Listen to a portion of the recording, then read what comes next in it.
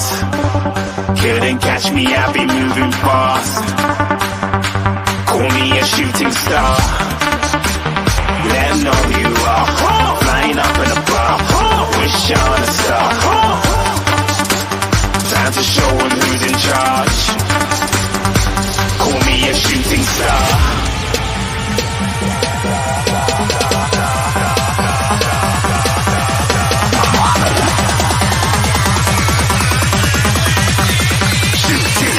Didn't even get to cross.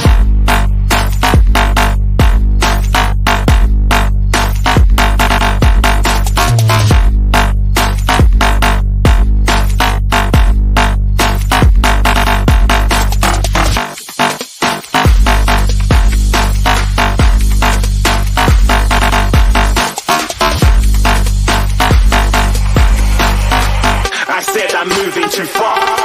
Get to glass.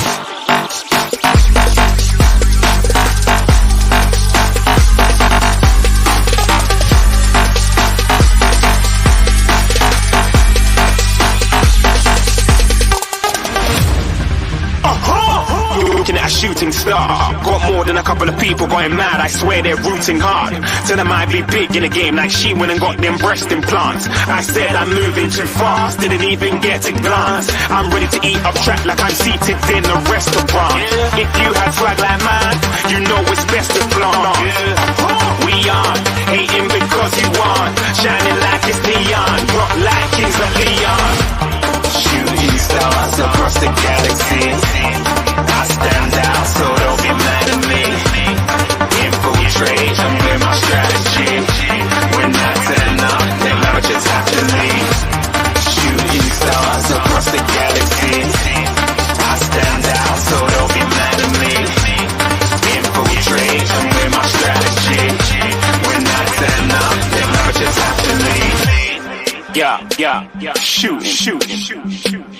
Yeah, shooting. Yeah, shooting shots.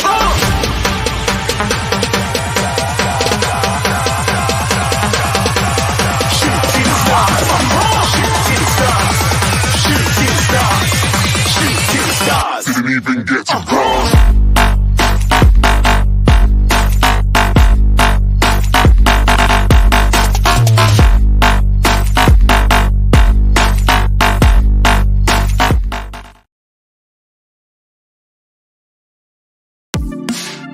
The first game we look for, Robbie. Tottenham away. When we got Tottenham away.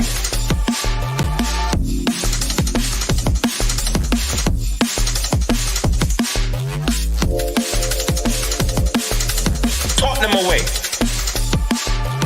When we got Tottenham away.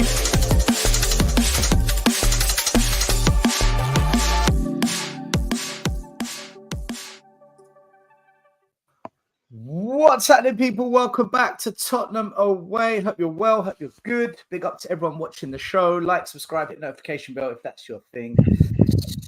Oh, man. Do you know... By the way, hello, Iggy. Hello, Maz. How are you? You all right? You good? Yes, I'm good, man. All good. What was you saying? Do you know, I was so excited for the Euros, but now it's started. I'm just kind of there.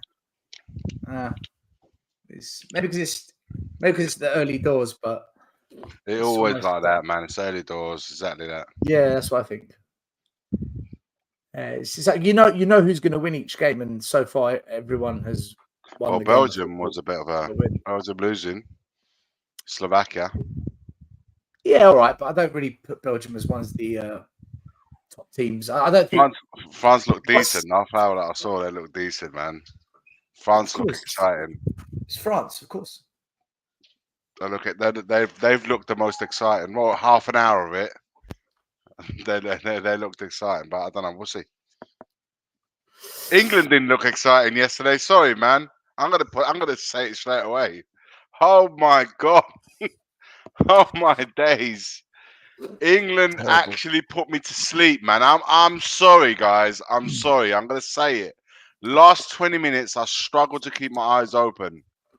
I actually struggle to keep my eyes open. Next Tottenham manager. Mate. Do you know, You know what? I'm interested to see what team he actually manages after England, because that will tell you the levels of the manager. It will tell you. Because if he's that good, he's meant to be getting a big job, right? If he starts getting mid-table, bottom of the league, or worse, championship, you know, or you have to ask yourself, how the hell did he get the job for England if you can't get a top 6, top 10? I don't think he'll get a top 10. Well, look at the last few previous England managers. I mean, it's obvious why he got it, right? I say nothing. I ain't saying nothing. It's like Andrew's a yes man. Another yes man. Well, I don't know. We'll see. I'm going to reserve judgment still. On Makes it perfect for Tottenham, doesn't it? England and Tottenham are the same. They don't want to win trophies. They do things to put obstacles in the way of winning trophies. England have got the players. That's the difference. No. England have got the players. Iggy, yeah, hear me out. You didn't hear what I said. They put obstacles in the way to stop winning trophies. Like Gareth Southgate is an obstacle. I watched the England game, and I'm just sitting there, just like from a coaching perspective. I'm thinking, what are you doing? Why is Trent Alexander-Arnold in the midfield? Like, this is stupid. Why is Harry Kane playing as a number 6? This is ridiculous. Why aren't you getting out wide? You've got 2 brilliant players that can take on a man, actual dribblers. Feed it to them, beat the man. I'm sitting there second half thinking, do you know what? I hope Poland score because they deserve it. Not because I want them to score, but they deserve it. It was that second half performance was shocking. Defending his tactics. All right, we're 1-0 up. Proper Mourinho. Whoop! Everyone at the back.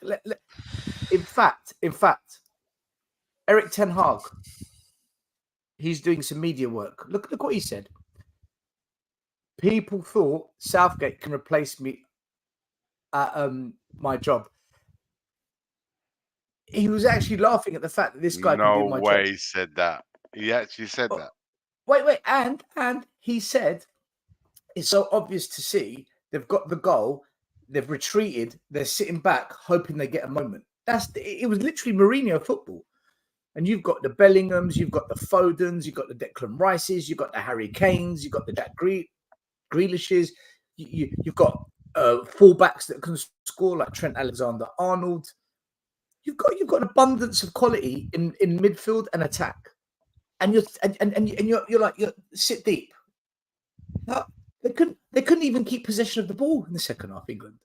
I was watching them play like you can't even string 5, 6, 7 passes together. Why is that, man? Why is that? With the level, Gareth Southgate. Yeah, but you can't tell me that the players that go out on the pitch can't string 5 passes together because of the manager. Come on, man. If you got the players there, the level is that good. That technical players, whether they play decent in the right system or not, that's a manager. Of course it is. But when you look at the players themselves, that they should be able to put 5 passes together, man. You can't blame the manager. The way you play. Sorry, I think it's some nuts. The way you play is a reflection of how you're set up to play, or the quality of the players you've got. You've seen teams that aren't full of great players, but they play a nice game of football. If you just you try and play football the right way, you just don't have the quality. You can't pull it off, but you can see the way you're trying to play.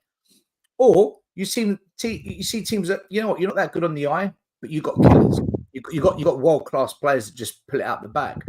I look at England, I'm like, you've got a couple of killers, but the way you're set up to play is awful.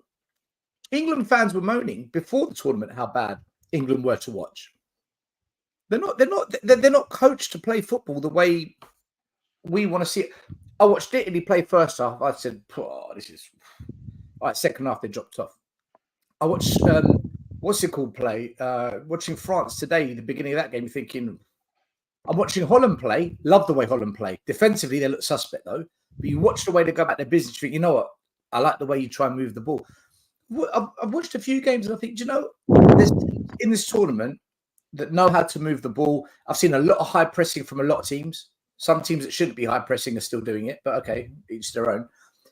I'm watching England. I'm like, this is crap. It's just, don't get me wrong. The first half they weren't bad. The second half was shocking. Germany was quite impressive, I thought. Yeah, but Germany. I will say this: I honestly don't know how good Germany were or how bad Scotland. Like, it was for me. If Germany put that kind of performance against a better team, so to speak, because Scotland, I'm sorry, man, they were all over the shop, and if you play a good nation, even more so a home nation, being that badly set up and organised, you're going to get stamped on. So I think after 2 games, after everyone's played 2 games, you kind of see the direction of how this tournament's going to end up. But I know Stel touched upon the fact the defending, like Holland's defending, looks us. I think there's not really been that much emphasis on defending. Really, it's really been in a everyone's going straight for those uglies, man. Yeah, I mean, even Spain, Poland, both the defenses were a bit all over the place. I mean, I thought Spain looked really easy to carve open. You know, Matt, Spain, Croatia. How bad was Spain? Sorry, how bad was Croatia? How bad was Croatia, Croatia, and how good was Spain? It's a really tough one to really like. Was it Croatia were really bad on the day, or was Spain really that good? It's a tough one for me to. So I had Poland in my head for some reason. I was thinking of Michael. Croatia had moments where they looked really impressive. Like every single one of their players was so good on the ball. But they just made mistakes that cost them their goals, that they conceded 3 goals. But it sort of reminded me of Spurs. You know, have all the possession, and then the defenders just make errors that lead to goals all the time. That's what it sort of reminded me of. Second half, England didn't have all the possession. Serbia gave it a go. They just lacked. Listen, Pickford made 1 or 2 really good saves. Probably, okay, it was from distance, but Serbia didn't really create. To play Serbia, they're quite a tenacious team. You know that. I found that we're really like, they're quite tenacious. Like they're quite physically. They were trying to rattle England as well with the physicality part of it. Yeah, but when England had the ball, keep the ball, man. Keep possession. They weren't doing it. Like I said, you got play. This England team has got some of the best dribblers in world football, like some top level players that can beat a man. Use them, beat the man, create the overloads. And I'm watching, I'm thinking, why are you doing it? What is this? And I just, in the middle of the park, still, like I think Declan Rice is really stifled. Unbalanced. It's I found Declan Rice really stifled. It's not the Declan Rice that's given the freedom at Arsenal. With Arsenal, they've got someone else. Forgive me, I can't remember who the name of the player is. One that kind of allows Declan Rice to go and be more of a Jorginho. Yeah, just someone that sits in and allows Declan Rice to go. And England's not enabling him to do that. They're literally using him to sit and let the likes of Bellingham, Foden out of position on the left-hand side. He should be playing more centrally. Unfortunately, for the amount of talent that you got, what England's trying to do, I think, or what Southgate's trying to, is just literally trying to put them all together in the same way that when England had Gerrard, Scholes, and Lampard, they kind of try to play them together, but not in the right setup. So none of them can really get the best. You can never really get the best out of any of them because they were just thrown in rather than kind of. Yeah, I mean, you can't play. Sometimes you just cannot play everyone. What's Southgate's tactics? What is Southgate's tactic?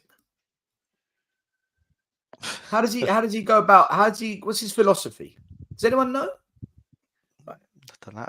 That's a good question, actually. That's a genuinely good question. What is it? I honestly think he's just put 11 players together and hoping that they kind of resort to sorting it out. I don't know, man. I just don't know. I think what's happened, he's gone with the names with the best players of every team in club football and kind of just put them together rather than assembling a team that maybe have one or two in there that are not big name individuals but play for the team. And I think that's what's lacking in this side. I do believe that that's what they're truly lacking. Somebody that Iggy, plays for the right, cause. let me give you a list of names, right? Carl Walker, he can beat a man with pace. Trent Alexander-Arnold, he's got it in to beat a man. Saka plays out wide, beating players for Arsenal every week. Bellingham, one of the best young players in world football, he can beat 2-3 men. Foden, he can beat a man. Kane, he can beat a man. On the bench, you've got Ollie Watkins, he's got it in to beat a man. Bowen, he can beat a man. Eze, he can beat a man. Cole Palmer, he can beat a couple of players. That's what I'm saying. Yeah, I would be saying, take on your man, beat the man. You've got the players to do it, and they don't do it. They're not doing it. It almost looked like they weren't even trying to score a second goal. You know, especially when they're going forward and they were sort of attacking and trying to create a chance, but they weren't.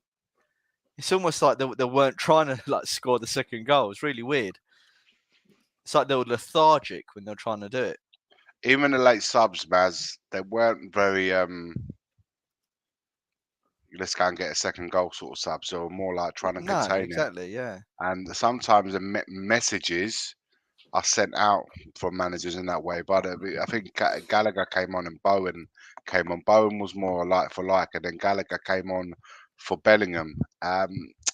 It sent a message out to me. Listen, I honestly don't think Gallagher for Bellingham. If that's ever Mourinho tactics, I think it changed more to a 4-3-3, didn't it? And it's just, I don't know, man. I just think sometimes you just got to kind of just get the balance right first. Don't always, don't feel obliged to having to play Foden, Bellingham. And all these players to get Palmer and Saka. Don't feel obliged to having to resort to playing all of them just because everyone expects you to have them in a team. You have to sometimes get the balance right. Maybe have free up. Like I said, free up for me. Declan Rice is that important. That's why it worked well in the last Euros. With him. Who was playing next to him? Who used to play?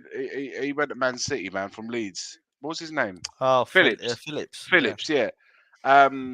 He played next to Phillips, and Phillips was the one doing that work. And he's not the Foden, and he's not the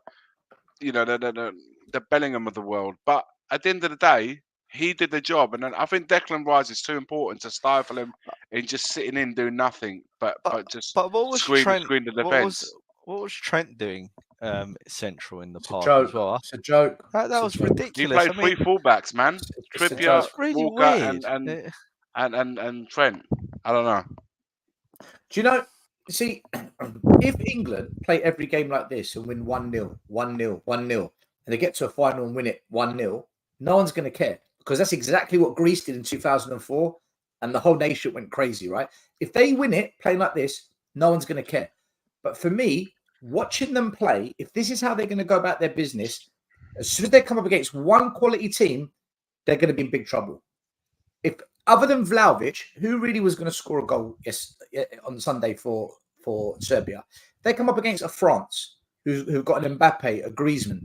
If they come up against a Germany, if they come up against an Italy, and I told you on the phone the other day, Italy, the one thing that impressed me with Italian teams, every single tournament, whether they win it or not, the way they strike the ball, the Italians, I don't know how they're coached.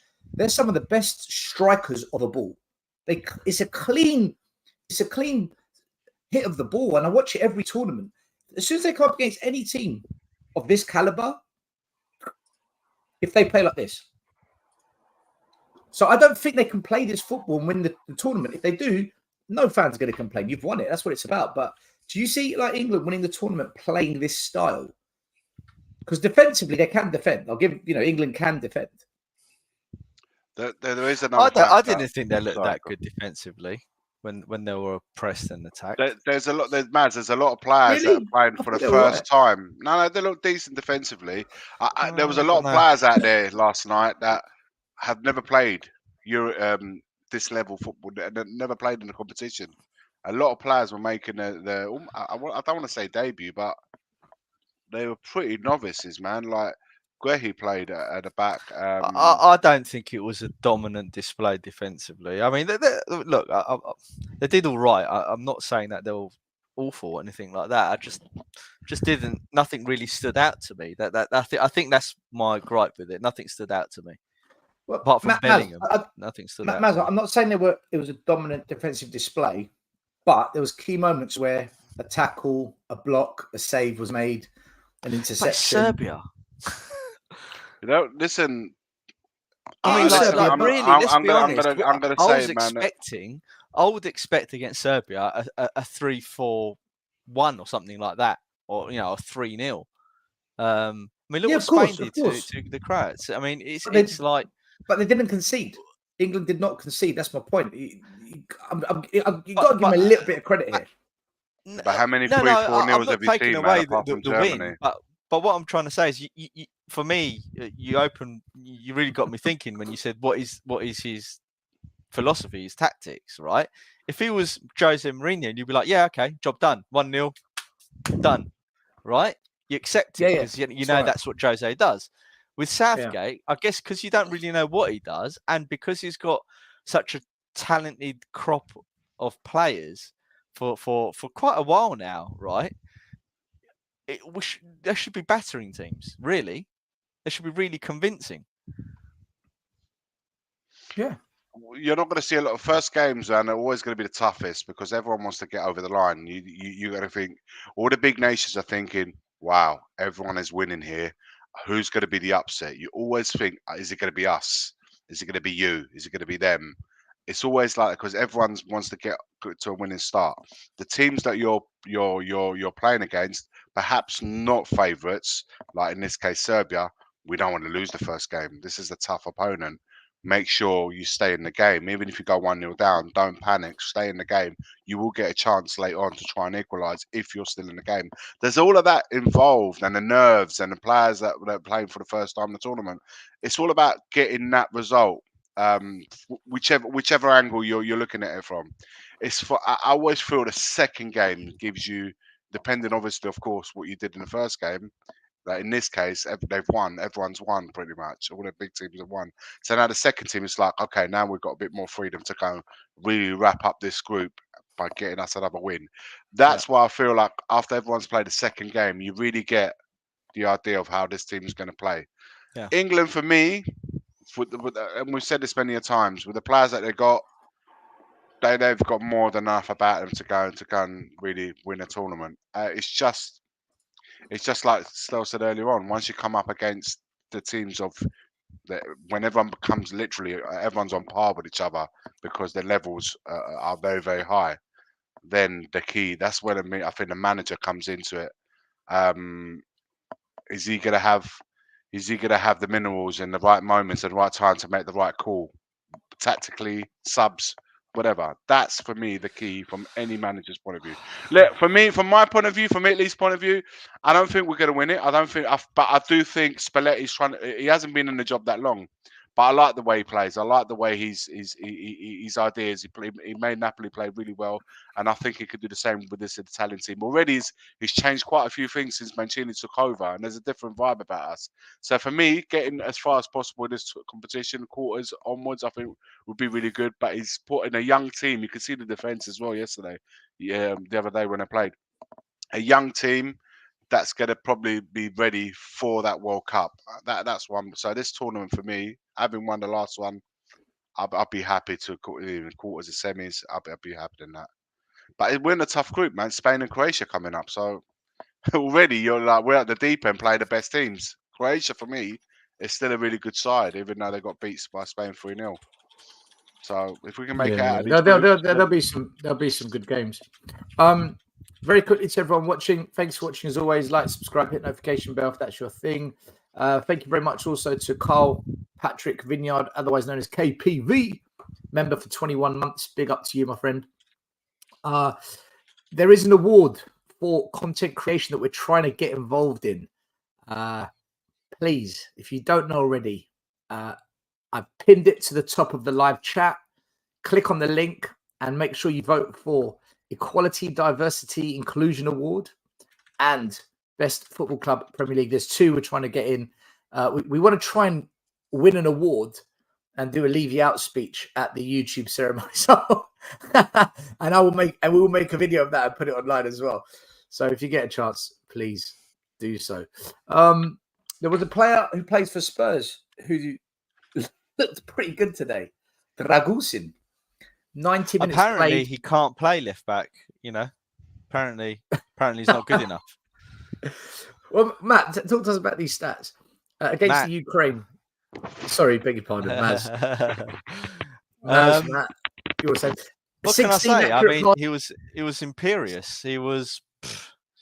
I think Lee said it in the chat. It's like it was a man possessed. I've missed the bets, man. I've got to see it. I'm gonna watch. I've recorded. I'm gonna watch it. So. I didn't watch all of stats. it. I watched bits of it. I've seen the clips though on Twitter of his performance. Let me quickly read the stats. Let me quickly read the stats. Right, 16 out of 18 accurate passes, 2 passes to final third, 2 blocks, 10 clearances, 5 headed clearances, 1 interception, 3 ball recoveries, 1 out of 1 ground duels, 1, 2 out of 2 aerial duels, 1, 0 fouls committed, 0 times dribble pass.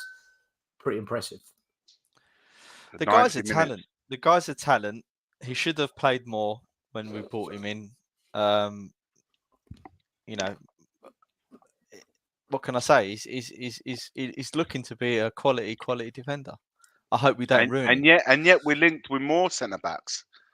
Yeah. Every time I open up like an app or we're linked with more centre backs. Why? Why are we linked with centre backs? I was reading Calafiori was one of the players that we were. I'm like, why are we linked with more centre back? No disrespect, I think Calafiori is a good player, but isn't Calafiori a wing back, Iggy? Isn't he a wing back? No, he's a centre back. He can play on the left, but he's a centre back. He played centre back. All the videos I've seen, but all the videos I've seen, he's an attacking fullback. He can play. He can play at fullback. He has played. Well, that's what they're signing him for, as cover for Udogie or and Davies is getting on. He right? plays left back, can play left centre back in the Davies 3. is rubbish. But yes, I know. But what I mean is he'll be phased out surely soon. But he has played left back. He plays left centre back in the 3, and against Albania the other night he played as a centre back in the 4 with Bastoni.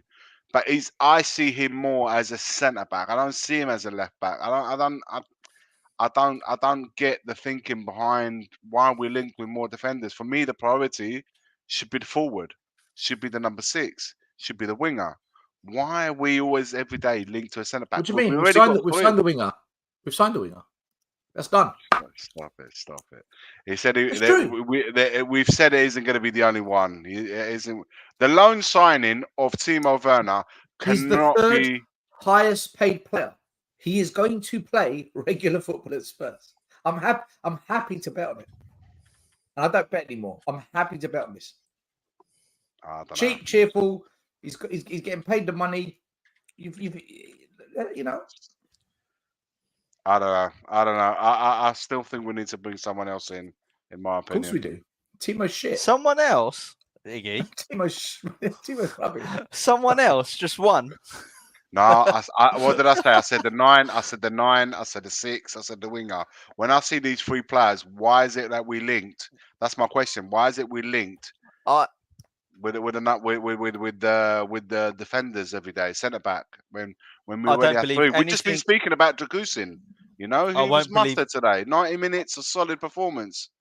I am not looking at any news article for Spurs. You know, obviously you go through social media and things pop up right on the feed, but I'm not taking any notice of anyone we're linked with. Nothing.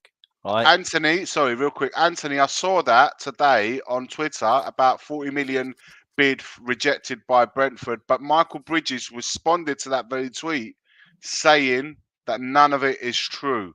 So he's completely and utterly dismissed it.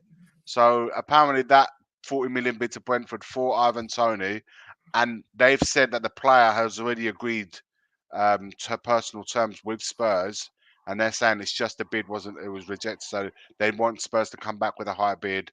Michael Bridges dismissed it completely, said none of it is true, and so I'm just going by that. So if Michael Bridges is saying it ain't true, then I'm gonna go with it lightly, but it ain't true. Michael, sorry, man. Sorry, I cut you out, man. I was just just saying. Yeah, Sorry, man. I was just saying that I'm not taking note of any players we're linked with. I don't believe any of it. I don't have any hope that we're going to sign quality players this window. I think we're just going to sign one good player, and that's it. We're done. What's happening, man? Emerson There he Royal is. there's a lot of talkers in Italy about Emerson Royal, so Good. so that one player heading out is Get him out. there is truth in that. So it's just I think there's a so I understand there's a €5 million difference between what Milan are offering 20 million and what Spurs want 25. I What? hope AC Milan sign him because one, I don't have to watch him at Spurs, and two, Dietrich Kane will banter you and send in super chats every 2 minutes, and we accept super chats, especially from Dietrich Kane. Like I said in the video earlier, man, I don't know whether to laugh or cry. I'm laughing and I wasn't crying because I'm gonna If carry you're an on AC seeing him Milan every fan, I'd cry. I get to see him every week again, just in a different shirt. Oh my lord, Michael, what did you make of your beloved Poland the other night? I thought you did quite well, actually. I think you did quite well. Yeah. Like, listen, guys. Like, we are clearly the worst team in the group. Like, there is no doubt about it, right? But the difference is that I think for once, like, the whole nation is aware of it, because often we just, we call it, we are pumping the balloon basically until it fucking blows, right? And I think this time we are actually like realizing that we probably won't make it out of groups, most likely won't make it out of groups, right? And honestly, with the form the team has been, like, before this new coach took over, like, we are absolutely shambolic. Like, we lost to Moldova, like, it's absolutely like trash, right? So the fact that we actually put up like quite a fight against the Netherlands, I know it's not like the Netherlands of old where they had, Van Persies and Van der Vaarts and all those other guys, right? But still, it's like they are clearly a much better team than us. And honestly, I think they had chances, but it's not like, they absolutely trashed us and all that. I think you guys done well, Michael. I was quite surprised that quite a few of your players willing to like take their man on and beat them and run down the pitch. It was like such a contrast to watching like Spurs every week, where none of our players actually want to beat a man. Yeah, so like I think we have like 2 or 3 talented players, I would say, that are actually of the required level to pose a threat against a team like Netherlands. But I think like the team is like structured quite well. I think we are with the quality that we have, I think we defended like as good as we probably could, right? But it wasn't enough against the Netherlands. Listen, it's a shame. And I honestly like have this like bitter taste in my mouth after that match. I wish we scraped the draw just for the sake of it, right? But yeah, listen, I was pleasantly surprised. I'm not going to lie. And all my friends were, and everyone who watched, we were all pleasantly surprised because we expected to get like tonked by the Netherlands, right? I think having the thing is, I know he's getting on a bit with age and stuff, but having a player like Robert Lewandowski, even just on the pitch, is a massive thing. Actually, he didn't play, Iggy. No, but I'm saying not having him is a massive. It's like having him injured. Yeah, listen, the guy that replaced him, I thought was actually quite decent. Forgive me, I can't remember his name, but he scored a really good goal from the corner. Yes, actually, like the ironic thing is that because we took like 5 strikers with our squad, and 3 of them got injured in the friendlies before the Euros. So like Lewandowski, Milik, and the guy that came on, Świderski, they all got injured during the friendlies. But the guy that played was actually giving the 2 centre backs a really big time. Yeah, it was. I mean, don't get me wrong, Van Dijk and what he wasn't. He was never picking him up. He was letting him. He was giving him the gaps between the 2 centre backs, and he was doing really well splitting them. And from that corner, I know they were an absolute mess in that corner. The Netherlands with their the zonal marking seems to be a thing at the moment. No one picks anyone up. The geezer's had a free header, but he still get away. And I thought he had a really good game. Can I ask you a question? Is this true? Yeah, go for it. I'm highly confident it's not, but today, Tottenham to launch sensational move, Lewandowski, the deal will move ahead It's all yes, right? No fucking way. Yeah. I thought so. Like I'm gonna be Why? honest. Like Who comes up with that? like Spurs in Poland Got are, thousands of likes and retweets. So I'm like, yeah. here we go. All right.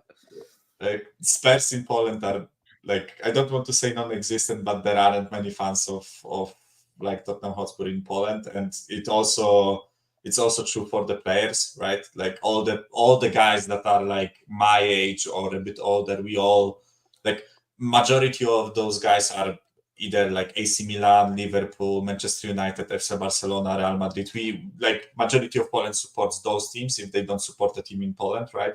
So for Lewandowski, he had an amazing career in Bayern, and his dream was to play for Barcelona. So unless Barcelona want to sell him and there are no others like teams willing to go, then I guess maybe he could end up at Tottenham. But yeah, I wouldn't really like look at that. I'm quite disappointed. He'll be perfect in a high press, high speed system. Not Why would that? Why? Yeah, with his legs gone, like I nicked that from you, Star, so I'm not going to claim credit for it. You said that earlier, but it's true though, isn't it? I put it online as well. We've got a great response. So much love out there. Thank you. everyone just for shit at me like, how dare you say he can't work under Ange? All right. No, I'll still take him. I'll still take him. Of course I would, right?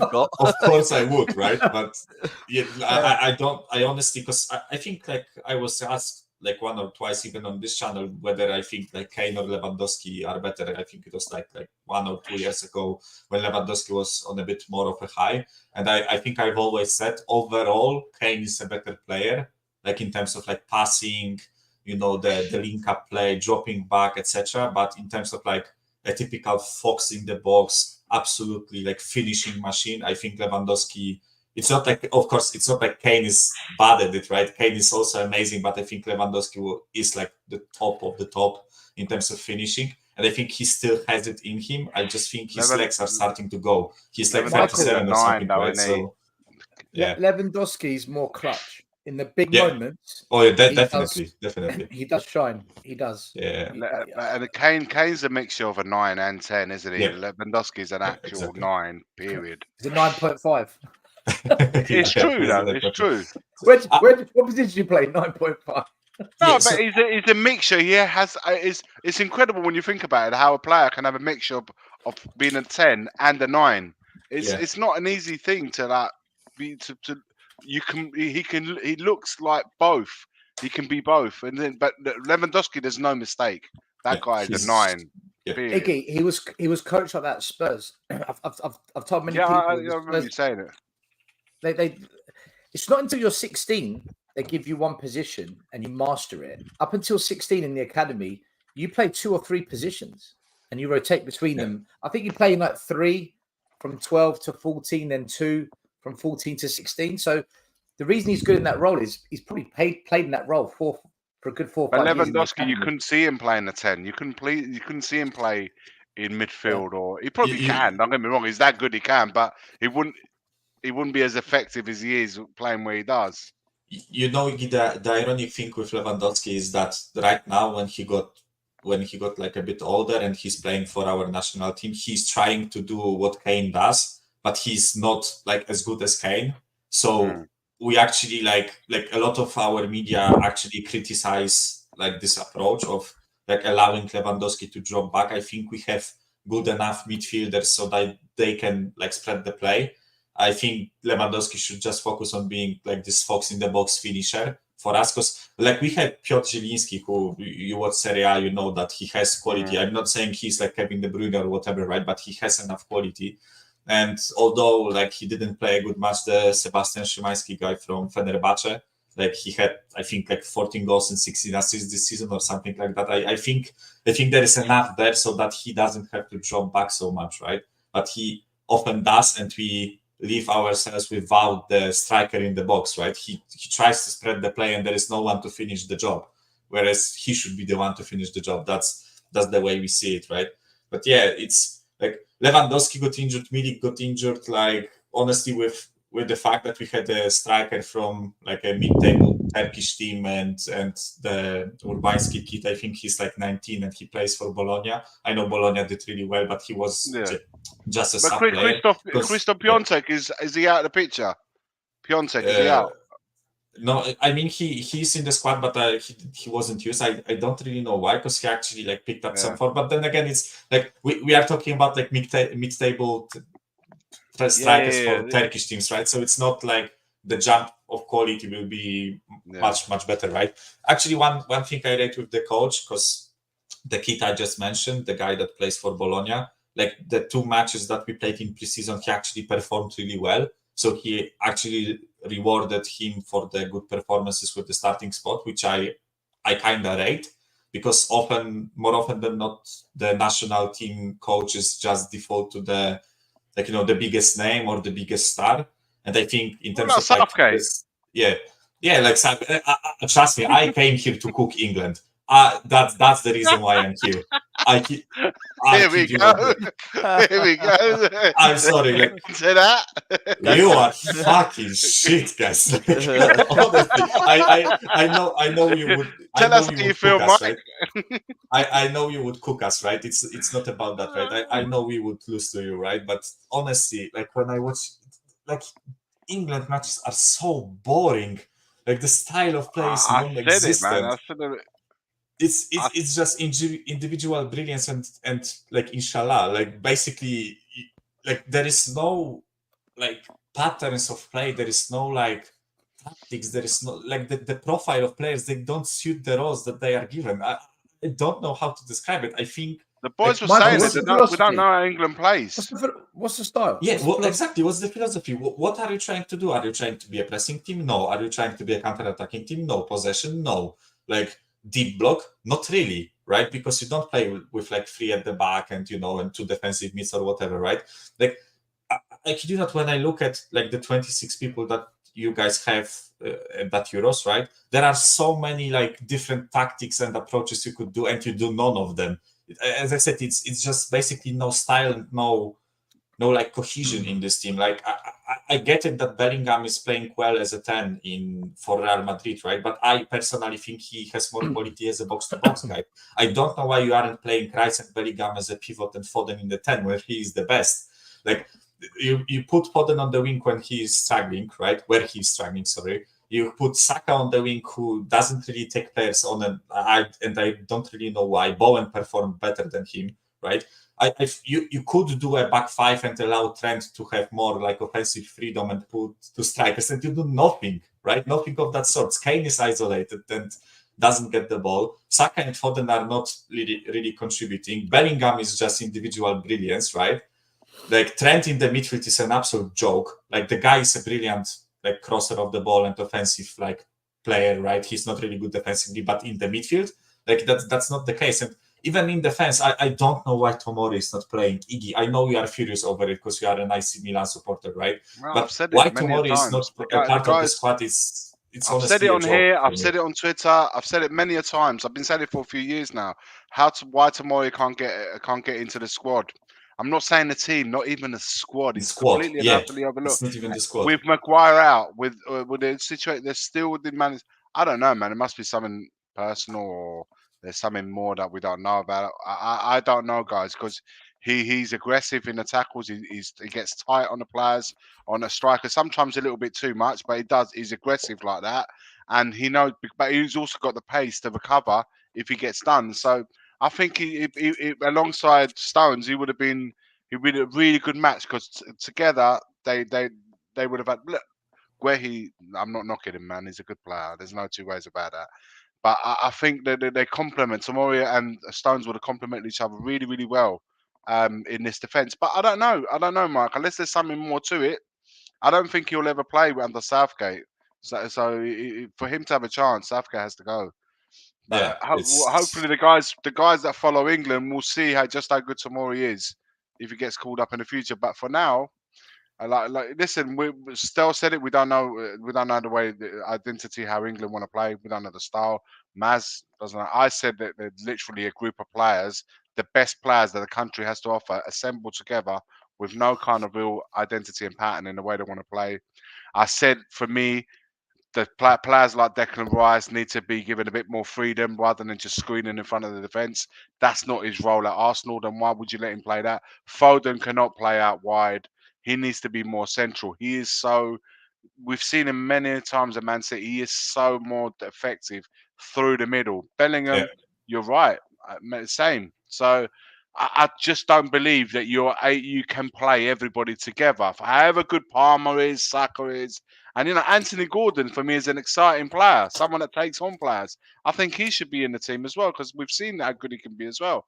So Trippier at left back against the better opposition, is he going to get found out in that? It's so many things, so many questions, but we'll find out in due course. And I think, guys, I saw signs of it a little bit yesterday. Pickford, he's just needs to relax a little bit, man. Yeah. It's just a little bit. It's in him, man. It's in him to have a rash moment. It's not his game. It's not his game. He plays like that. He plays on the edge, and I think a goalkeeper at international level can't be. I just think he's got a really rash moment in him. He likes playing fired up. I think that's just his style. I just don't think it's the role of the goalkeeper. And certainly not one that at this level. And I just think he's got a rash moment in him. I do believe that, and I think we will see that in games to come. It's just too. I just want to do this quick super chat from Abhishek. He says, if we get Vanderson and Calafiori, as reports suggest, do we have the best defensive depth in recent years? Ange needs to do more if we get those. For me, until I see them play in a Spurs shirt, because again, they're young. Well, I don't know. How old is Vanderson? I know Calafiori's young. 24, I think. 23 or 24. And I think Calafiori is like 21 or 22. Yeah, he's younger. Calafiori is literally that. The Albania match was the first international competitive match that he played. He'd only played 2 friendlies, 2 warm-up games leading up to the Euros. That's it. And then he had a really good season at Bologna. And now he's been compared to after that game against Albania. By the way, Albania, with all due respect, man, that we expect to see better tests. I would like to see Calafiori against Spain, Croatia. Then we'll see if he's really ready. And the comparisons already that he's being compared to Maldini and Nesta and Cannavaro, it's too much. And I just think we've got to hold back and just wait a little bit longer to see how good he is. But look, like I said, we got Dragusin, he had a blinder today. Yeah. We've got Romero, we've got Van der Ven. I don't understand. I don't understand why we need another. Unless Romero's off. Unless Romero's going. Unless Romero's going, then fair enough.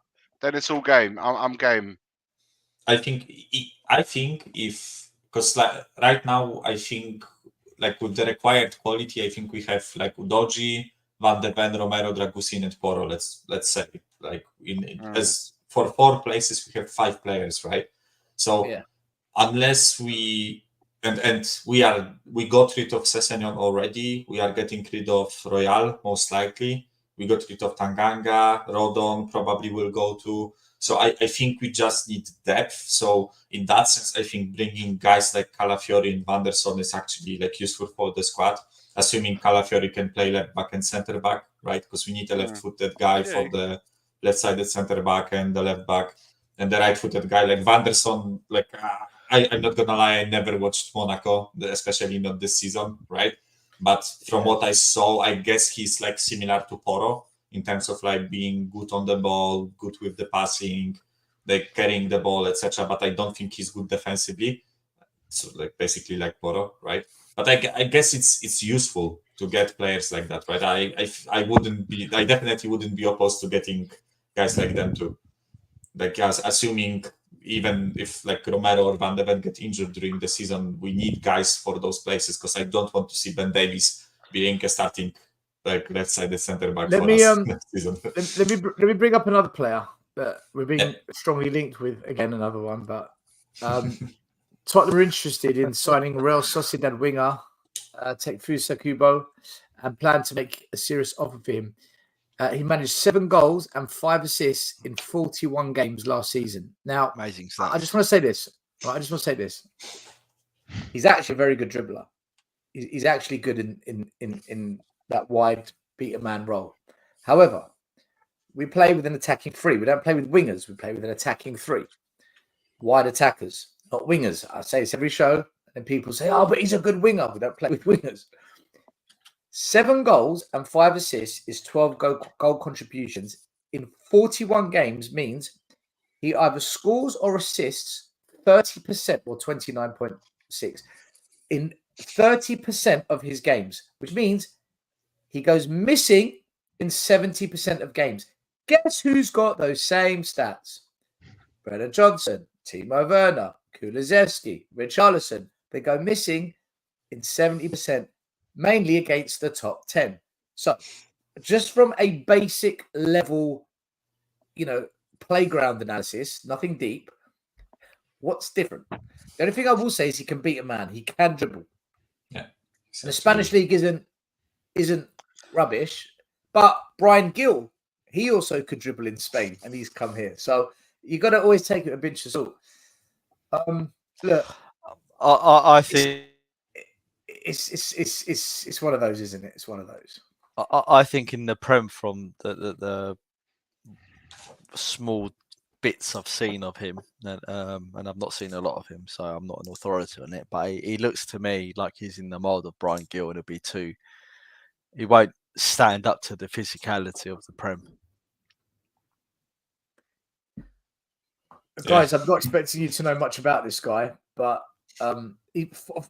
7 goals in 41 games, and we're going to play as an attacking forward. I've said the forwards need to put the ball in the back of the net. They must. So, you want to go, Iggy, or No, go, Mike. Yeah, so I've watched, I think 2 or 3 games that Real Sociedad this season. I think both games against PSG in the Champions League, and I think one in the groups. And I'm not sure if he started in all 3, but I just have a vivid memory of him actually having, as you said, good quality on the ball. I think he dribbles a lot, and he's actually good at dribbling. But this is the issue. What you are saying is basically the perfect description of the winger that we need. We need a guy who will score goals. We don't need a dribbler who will just dribble past the player and run into both. Another one. And of course, but to get both, you often have to pay over the odds, right? So it's a bit of a risk with this guy, right? But I guess we have to take a risk because we are not going to buy Kvaratskhelia, right? Because this club never buys those type of players, right? That's the issue. It begs the question: why did we get rid of Lucas Moura? Because it's the same sort of thing, right? Good on the balls, got skill, could beat a man, but no end product. Yeah. Listen, I can tell you he has amazing potential in FIFA. I can tell you that. Oh, good.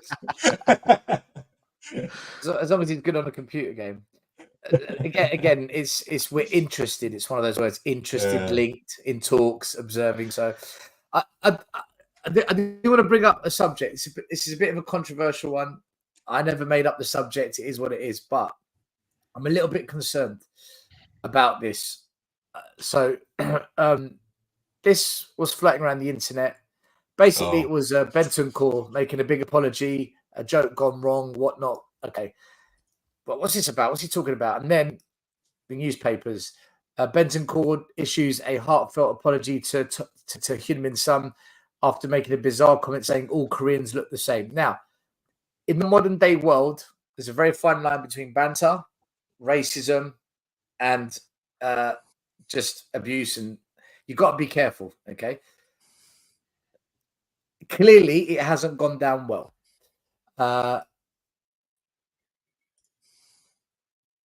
Son made a comment that he heard about it from someone else. It doesn't change even if I work hard. Sadly, unfortunately, a lot of people not pay attention to this, even in that situation. I have to back myself and I endure it. I've been enduring racism for a long time. And he goes on to say, look, he's used to it. And we saw it last season when he wasn't playing well, the abuse he was getting on social media. And he ends up saying, there isn't much change even when I work hard. I do work hard, but there isn't change. I have to overcome these situations. Now, I'm not here to discuss whether we think it's racial abuse, whether it's banter gone badly wrong. I'm not going to entertain that conversation because it's just going to get messy. What I want to know is this.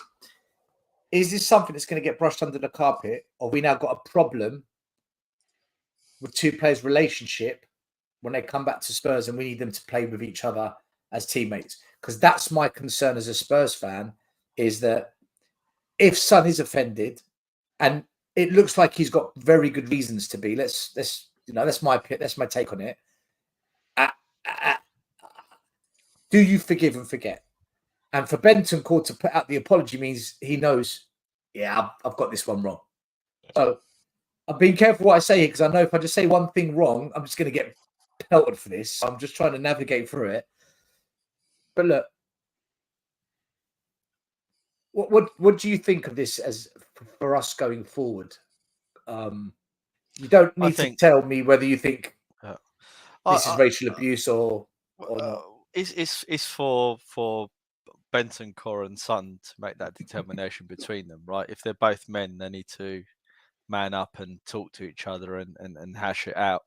And if they're both professionals, which I hope they are, obviously, certainly Son is, because we've seen him for longer, then they need to forgive and forget, I think. Or if they can't forgive each other, or Son can't forgive Bentancur, then he needs to remain professional as the captain of the team. Yeah, but that's easy to say. But when you sit opposite someone, or when you've got to work in a team in the training ground, when you've got to pass to one another, set each other up, if one of them doesn't feel good about the other, we know that that's not how it plays out. But you're right. The professional thing to do is to find a way. Well, I don't know. I mean, we all have worked with people we don't like, right? Or have had arguments with people or colleagues. I'm sure everyone's encountered that type of situation. I know I've certainly have in my career. And also having had to sack people and let people go, and it's never nice. Yeah, but Maz, if one of your teammates at work made a comment saying, "All you Greeks look the same," how would you take probably it? laugh and say, "Yeah, we probably do." But if you've got that English banter, on you, you might. But if someone hasn't got that cultural banter, look, I'm not going to go into personal stuff, but I've had lots of things, over the years, lots of things, horrible things said to me in the workplace, in a highly competitive environment, and things of that nature. And even when you can't forgive someone at work, you've got to get on with the job and do your bit. You can't not do that. And I think just because they're footballers and they do get paid a hell of a lot of money to be professional, right? That's why we call them professional footballers, and they get paid the big bucks. So if things are like this affect them and they're down tools because of it, I think that's wrong. I think they need to not use the word man up, but they need to remain professional, need to put their differences aside and perform from the team. That's just my opinion. Have the club got an obligation to step in here and intervene on the basis that potentially one of their players has faced racial abuse from another player within the club? Because we've seen where things like this, maybe not, because this is, I don't want to call it banter because then that's just me being ignorant, but there is an element of the suggestion of banter in this. So is it seen as like full-blown racism, like someone's gone up to another person and said, "You effing whatever, colour, religion, race"? Is this a little bit different? My interpretation of it. Yeah. It's blown out. I think it's been blown out of proportion. In my opinion, it's been blown out of proportion simply because it's out there in the media, and we know how super sensitive this subject can be to a lot of people. There's no two ways about that. I think if it had been something that had been said between Bentancur and Son themselves in the changing rooms, the way perhaps I would say it with you guys, or you say it with me, say something like, you know, Italian, oh, you Italians look the same, or Greeks. If it's between the four walls of us, because we know each other, we will take it just like that as banter. The problem is, there's always that third person. And in this case, Bentancur said something in regards to Son as a third person. Son wasn't even in the room, if you know what I mean. So it's like, if he had said it to Son, he might have interpreted it the same way that you and I would and just brush it off. But because it's out there, and obviously, upon realizing the media storm that came on the back of that, that's when obviously Bentancur either felt the need to apologise or was advised, mate, you need to apologise, man, because Son's going to hear about this, and Son doesn't know how in what context it was being said and how he's interpreted it. That's the bottom line there. Maz is right, until you get them both in the room and say, mate, this happened. But Sonny might say, look, don't worry about it. Or he might send man and say, look, I was deeply offended by it. I'm not having it. That's the difference. I think there's a conversation that does the club get involved? The club can only get involved once it has the two players back at Spurs. And if there's an issue then that needs to be discussed, then they need to discuss it and front it out and really say what you need to say. If you really are okay with it, and say, look, man, it's just blown out of proportion. It's fine. Let's move on. Then mean it. If it is a problem, and don't say it's fine when it's not, then you have to, whatever the outcome is of that, has to be dealt with, in my opinion, because it's not great, man. It's not great, whichever way it is, and it's such a stupid thing to say or think and even do, given how it can be perceived by a person that's not even in a room when you're having that conversation. Do you know what I mean? It might have been interpreted differently if Son had been in that room with Bentancur and the other fella they were chatting to. So, do you know what? Someone once said to me that a joke is no longer a joke until someone's offended. Then it's not a joke. the thing is, That's nothing. nonsense. That's stupid. That's a stupid. Nothing statement, is. Listen to me, guys. Nothing is I never said it. No, but whoever said that is a joke anymore.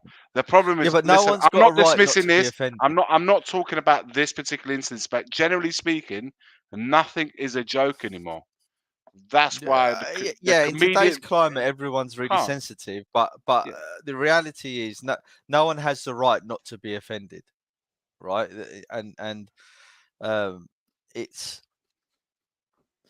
Yeah, but things like this are such a fine line. South Koreans look the same, right? To say that. Iggy kind of hit on a point here. If Heung-min Son was there in a crowd, goes, you lot all look the same as mates, and Son laughed at it. You think, yeah, because you've got that relationship. Just like I've got friends from different ethnic, religious backgrounds, and with them, they'll say to me, "Still, man, you bubbles. What's wrong with you lot?" It's all right for them to say that to me. We've known each other for a long time. We've got that relationship. But they weren't in the same room. And that's kind of what Iggy hints on. So this is where the problem lies now. In what context people said it. Because on the eyes, he looks like a racist right now. Yeah. But in the eyes, he looks racist. Also, like, and trust me, what I'm going to say right now is not like an excuse for Bentancur or whatever, right? But I feel like with the Western media and Western culture, right, in like UK and Canada, USA, etc., right, I think it's like I don't really know how to put it well so that I don't like say something stupid, right? But I think sometimes it's like really easy to say something stupid, and I think like a lot of like personal sorry, not personal, but public people are aware of what they can and cannot say. And I feel like when you grow up in a country that doesn't, like, how to put it, like restrict what you can say. I'm not saying this in a bad manner, right? I'm not, again, it's not like an excuse for being racist or whatever, right? But I feel like when you grow up in like such an environment where people are like racist and it's not really like being so frowned upon, right? And you just can make like racist comments and whatever. I honestly feel like he didn't really think that he's doing anything wrong at that moment, and which is stupid because he's a professional footballer. He is a player for an English team, like he should be aware of what he's saying, right? That's the issue. But I think it was just like a lack of like low concentration, lack of IQ moment of him Michael, to just like Michael, fire it. Are Right? you saying? Like, But the thing is, Son's been getting this a lot, Mike. yeah, Son's been out of all like I'm players. trying to Son's like, getting it a forward lot, right? and Yeah. the Michael, timing. It's just not. It's not ideal. like- hold on. Yeah, but hold on, Iggy, 1 second. Each scenario is different. Like, Of course, I'm saying in this particular case, Son's been getting it a lot. When we go away to West Ham, or we Yeah. go away to one of them teams, Chelsea, and they're doing it, we know exactly what their game is, right? Michael, are you saying that you think, basically, this is what I think you're trying to say, what Bentancur did was racist, but he didn't mean it to be racist? There was no malintent, I think, is what he's saying. Yeah, I think. Yeah, but the way it's come out, yeah, it is. There was no intent in him like saying like anything racist with like meaning it, right? It's like he wasn't like Because racist they with the are intention. friends, It just came out as racist, which like rightfully so. It was a racist comment, right? But I don't think there was intention. And like honestly, guys, if you are like me, right? Because I don't know, but all of you like were born and lived in England, right? Or you moved into England when you were quite young, and you were raised up in this like culture of like being really like careful with your words, etc. Right? I kid you not. Me as a like Polish guy, I sometimes have to bite my tongue, right? Because like here in Poland, it's not really like so frowned upon when you make like a stupid comment or something like that, right? And sometimes I sit during like some watch-alongs or whatever, and I have to bite my tongue because like I'm like about to say something that is normal in my country but won't be looked Someone's this way. going to get badly offended. Yes, because someone is going to get badly offended, right? And here it won't happen, and I think like because I think it was like an interview for like a Uruguay media or something like that, right? So I just feel like he basically like forgot. Again, I'm not trying to excuse it, right? I think he said something stupid and it was racist, right? And how I see it, Mike, how I see it is this: you got to think. Let's say me and Stel, right? We do this all year round, okay? The same way Son and Bentancur, they're around each other all year round. They've probably like used it. We cuss each other's backgrounds all the time. I don't care. I'll say it. Italians, Greeks, Spanish. There's always that little bit of rivalry with us. I can confirm Iggy's a massive racist towards right? Greeks. No. I'm saying there is that rivalry all the time. If it's not football, it's food. It's Mediterranean. It's don't that. Start this food thing. No, again, I'm not. What I'm trying to but hear me out. I am getting to that point. All year round, we do this back and forth, and because he knows me and I know him, we sometimes it can get a little bit over. Okay, the problem is not a conversation that's had between me and Stel and maybe whoever's in the room. Whatever we're throwing at each other, say it would be four of us. We're all here. The problem is that if I or Stel are in the other side of the world and I'm talking to a complete random, whether he's someone Greek or I could be speaking Italian with someone Italian about Greeks or Stel, and he's in the other side of the world and he gets to hear about it, not knowing the context of it. It's like, what was said? What was that? And he sees it all blown up on social media. That's the problem right there. It becomes the problem straight away. Now, Stel would know me and say, I need to get into the deep of it. The same way Son will probably be the same with Bentancur. I need to speak to him when I get back and see what was said, because that conversation was had. The conversation was had. I'm used to it. I get it all the time. Yeah. He's like, this is the thing. How there's two things. One, that conversation was had. Racism, then Iggy. He's taken it as racism because that's it. Depends what's been relayed to him. What's been relayed to him, because that conversation was had in Spanish, I believe. So it's how it's been reported back to him. So I would say, I would have said nothing, and I would have dealt me. I'm talking about. I would have said, when I get to see Stel, I'll speak to him then and get the facts from him, what was said, and then we'll have it out then. The stupid thing was the fact that he went public speaking to a random about a teammate of his and saying what he said. Wrong. Purely and simply, that's just wrong. It's not me and him in the room messing about anymore. This is in a public public display, and we know that the level of the tension it's going to grab, regardless of what's been said, whether there's malintent on it or not. We just know it's wrong. And secondly, that person across the room, how's intent? So, Son, for me, the response is what Son said about it, more than what Bentancur said. How has Son responded? Son had responded, I'm used to it. I get it all the bloody time. And he's not said Bentancur's my mate. I know what he's talking But you about. see, Iggy, He's messing about. He was joking. He didn't say do you that. know what the problem is? So the problem is as well. Bentancur's gone and publicly apologized. By publicly apologizing, you're admitting I've done something wrong. You admit, yeah, you did something If he wrong, didn't right? say anything and just called up and they spoke he's like you said, maybe this wouldn't have happened. It blew up. He's panicked. Still, he's panicked. He saw the media thing blowing up. He's probably got called by his agent and say, "Mate, you need to release a public apology." That means about they all this admit. now. That means they There is an admittance of what he said was wrong. It is an admittance. Yeah. He might have not intended it that way, but it was nonetheless wrong. So he needed to address it. But what he should have probably done, and I hope he did that first, is call Son personally before he did that. Son, mate, like it's wrong. I didn't mean it that way.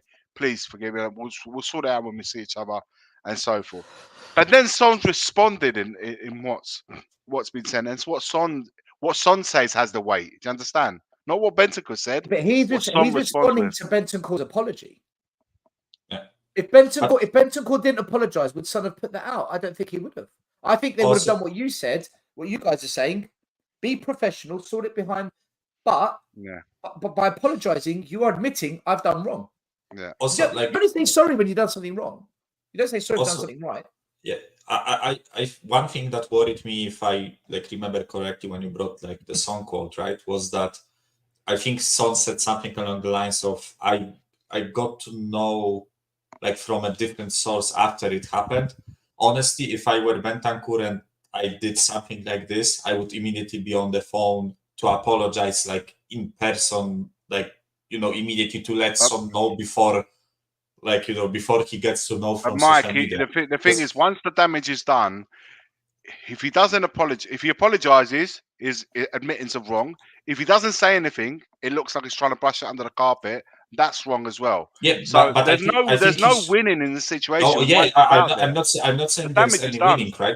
I'm not saying there is any winning, but I think if he, if I were him, right? If I was Bentancur and I said something I would have called my mate straight away. Immediately call Son and apologize and say what happened in this. But the quote was that he got to know of the situation from social media, so it looks as if he wasn't informed by Bentancur or something, right? Yeah. That's one thing that's worrying me. So it kind of looks like Bentancur said what he said. There was backlash, like Sergio said, there was backlash, and only then he put out an official apologize, statement apologizing, right? Which kind of also supports the theory that he didn't really think he said anything. But then again, we get into this whole thing of I don't think there was malice, right? All you can think of is what was said, what then Bentancur had to say, and how Son responded. Those are the factual. The factual are those three: what he said, what the Instagram post that he put, and then Son's reply. That's the only three things you can go on. The rest of the stuff is just we don't know what happened behind the scenes. But I want to move away from this because I can see it's getting. I'll tell you why. I was in two minds whether to bring this up, but this is a Spurs channel and this is Spurs news. That's why I decided to do it. But I can see it's getting a bit messy in the chat. I just want to say this especially to Robert Yee in the chat. None of us are saying it's not racist. In fact, I've said, and I'll say it was racist. However, we're trying to discuss it to apply context to it, because I don't think every situation should be treated exactly the same. And this one lacked a bit of context in terms of what was put online. So we're just having that discussion, all right? Just to kind of calm it down a little bit. I want to move on to... Can I just say something else? Because I know a few comments have been made as well. All I will say this, look... Everyone's got a view on it. It's Rob, just so to speak, Rob, there's I'm not, by the way, in any kind of way under accepting it or saying it's right what he did or whatever it is. I'm just giving you my interpretation of how I saw it. That's not to say that what Bentancur did is wrong. Of course, it's wrong. It's absolutely wrong. He shouldn't have done that. He should have been more wiser to say certain things. All I will say, and the thing is, Stell's right. Do we talk about it? Do we not talk about it? We don't talk about it. We're almost like brushing it aside as well because it's an awkward subject. So therefore, we don't have that subject, and we push it to one side. Or do we speak about it and then we may our opinions of it could be wrong, Then we some get could be right, into it. and then we get dragged into it ourselves. So what do we do? Do we see it and talk about it? Some things may be said right and wrong. Our opinions can be right or wrong, no problem. Or do we just say, do you know what? Just avoid it because it's going to kick off in the chat, and it's all, and we're just making it a mount, and we're making it even bigger than even more bigger than it needs to be. Guys, we don't know. We're here. We just give our opinions. Listen, if you don't agree with it, it's fine. It's not a problem with that. We're just having awkward conversations. And the thing is, I'd rather have an awkward conversation than completely not have it, brush it to the side like it doesn't exist. That's what I'm saying. Listen, I'll tell you now. And I'm not going to bring this one up. I'll tell you that. Our football club that we support have posted stuff recently on their media platform to say, happy this day, happy that day. You want to see racism? Go look at the responses. Spurs fans on Spurs fans in there. Toxic. I'm not going to talk about that one now, I promise you, because that's next level. But I want to bring up this now. Sky Sports last week said that there's 6 Premier League clubs facing they're facing the situation of having to sell players before they buy in order to comply with profit sustainability rules. Chelsea, Villa, Newcastle, Everton, Forest, and Leicester City are other clubs under pressure. Now, I want to forget Leicester City, Forest, and Everton for now. There's a reason. And I want to focus on Newcastle, Villa, and Chelsea because for me, when I look at direct competitors to Spurs for silverware, I don't expect Leicester, who've just come up, Forest, who just survived relegation, and Everton, who survived relegation, to be direct competitors. However, Newcastle, Villa, and Chelsea are. Chelsea finished just below us. Villa finished above us. Newcastle, we know that they're there or thereabouts. Will Spurs take advantage of this situation is my question. Because technically now, we should have an advantage if we're going to believe everything the owners have told us about FFPs, self-sustainability, the money. Do we now take advantage of this opportunity we've got that Villa, Newcastle, and Chelsea won't have? Or are we going to use this as an excuse to not have to push the boat out even more and we should finish above them because they're struggling, we're not? We can just continue where we are. What do you see Spurs doing about that and influencing this in terms of Spurs trying to take advantage of it? Honestly, I don't think like our plans change. I think this club just has their set like ways of doing things, and I don't think we'll like. I honestly think we have like a set of targets, and it will like whatever happens with our window will not be affected by this information. What might change is the context. So, like, if we do let's say we spend like X amount of money, bring X amount of players of like a certain quality, right? I think this is what we will do, and it doesn't matter what other teams like what financial situations other teams are in won't affect that. But what will change is like the context, because like Villa, Chelsea, and Newcastle won't do as much business as they probably would like to, which will make like our window look better, right? But I honestly don't think that this club has the ambition to push on in this exact moment, right? Because let's be honest, if we actually wanted to take advantage of that, we first would go for one of their better players, right? If they are seriously in such financial situation, then we should be aiming to take good players off of them, like to first of all weaken the opposition and to strengthen ourselves. And second of all, we should have the leverage in terms of like bringing new names in, right? Because apparently we are in a better financial situation. But I just don't think this club will do it. I just think we have our own like way of doing things, the one that you always describe, right? One marquee signing, 2 or 3 good players, 3 squad players that are shit, and 2 academy kids, right? or two like youngsters to bolster the under 21s or whatever. I just think we will do this again. And just it's a bit disappointing and underwhelming the way I look at it, right? I honestly A bit, a lot, but a bit yeah, disappointing.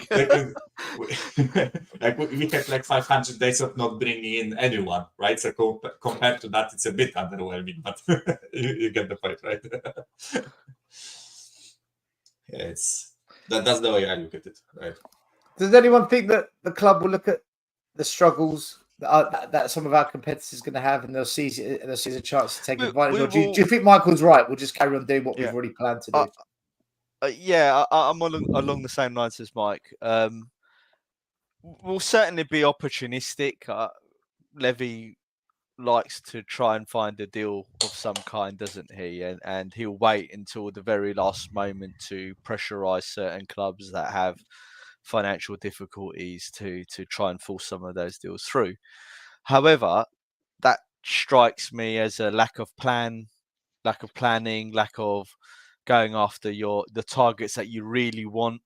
And because we operate like that, I don't have any faith that we will bring in the players we really need to improve the situation.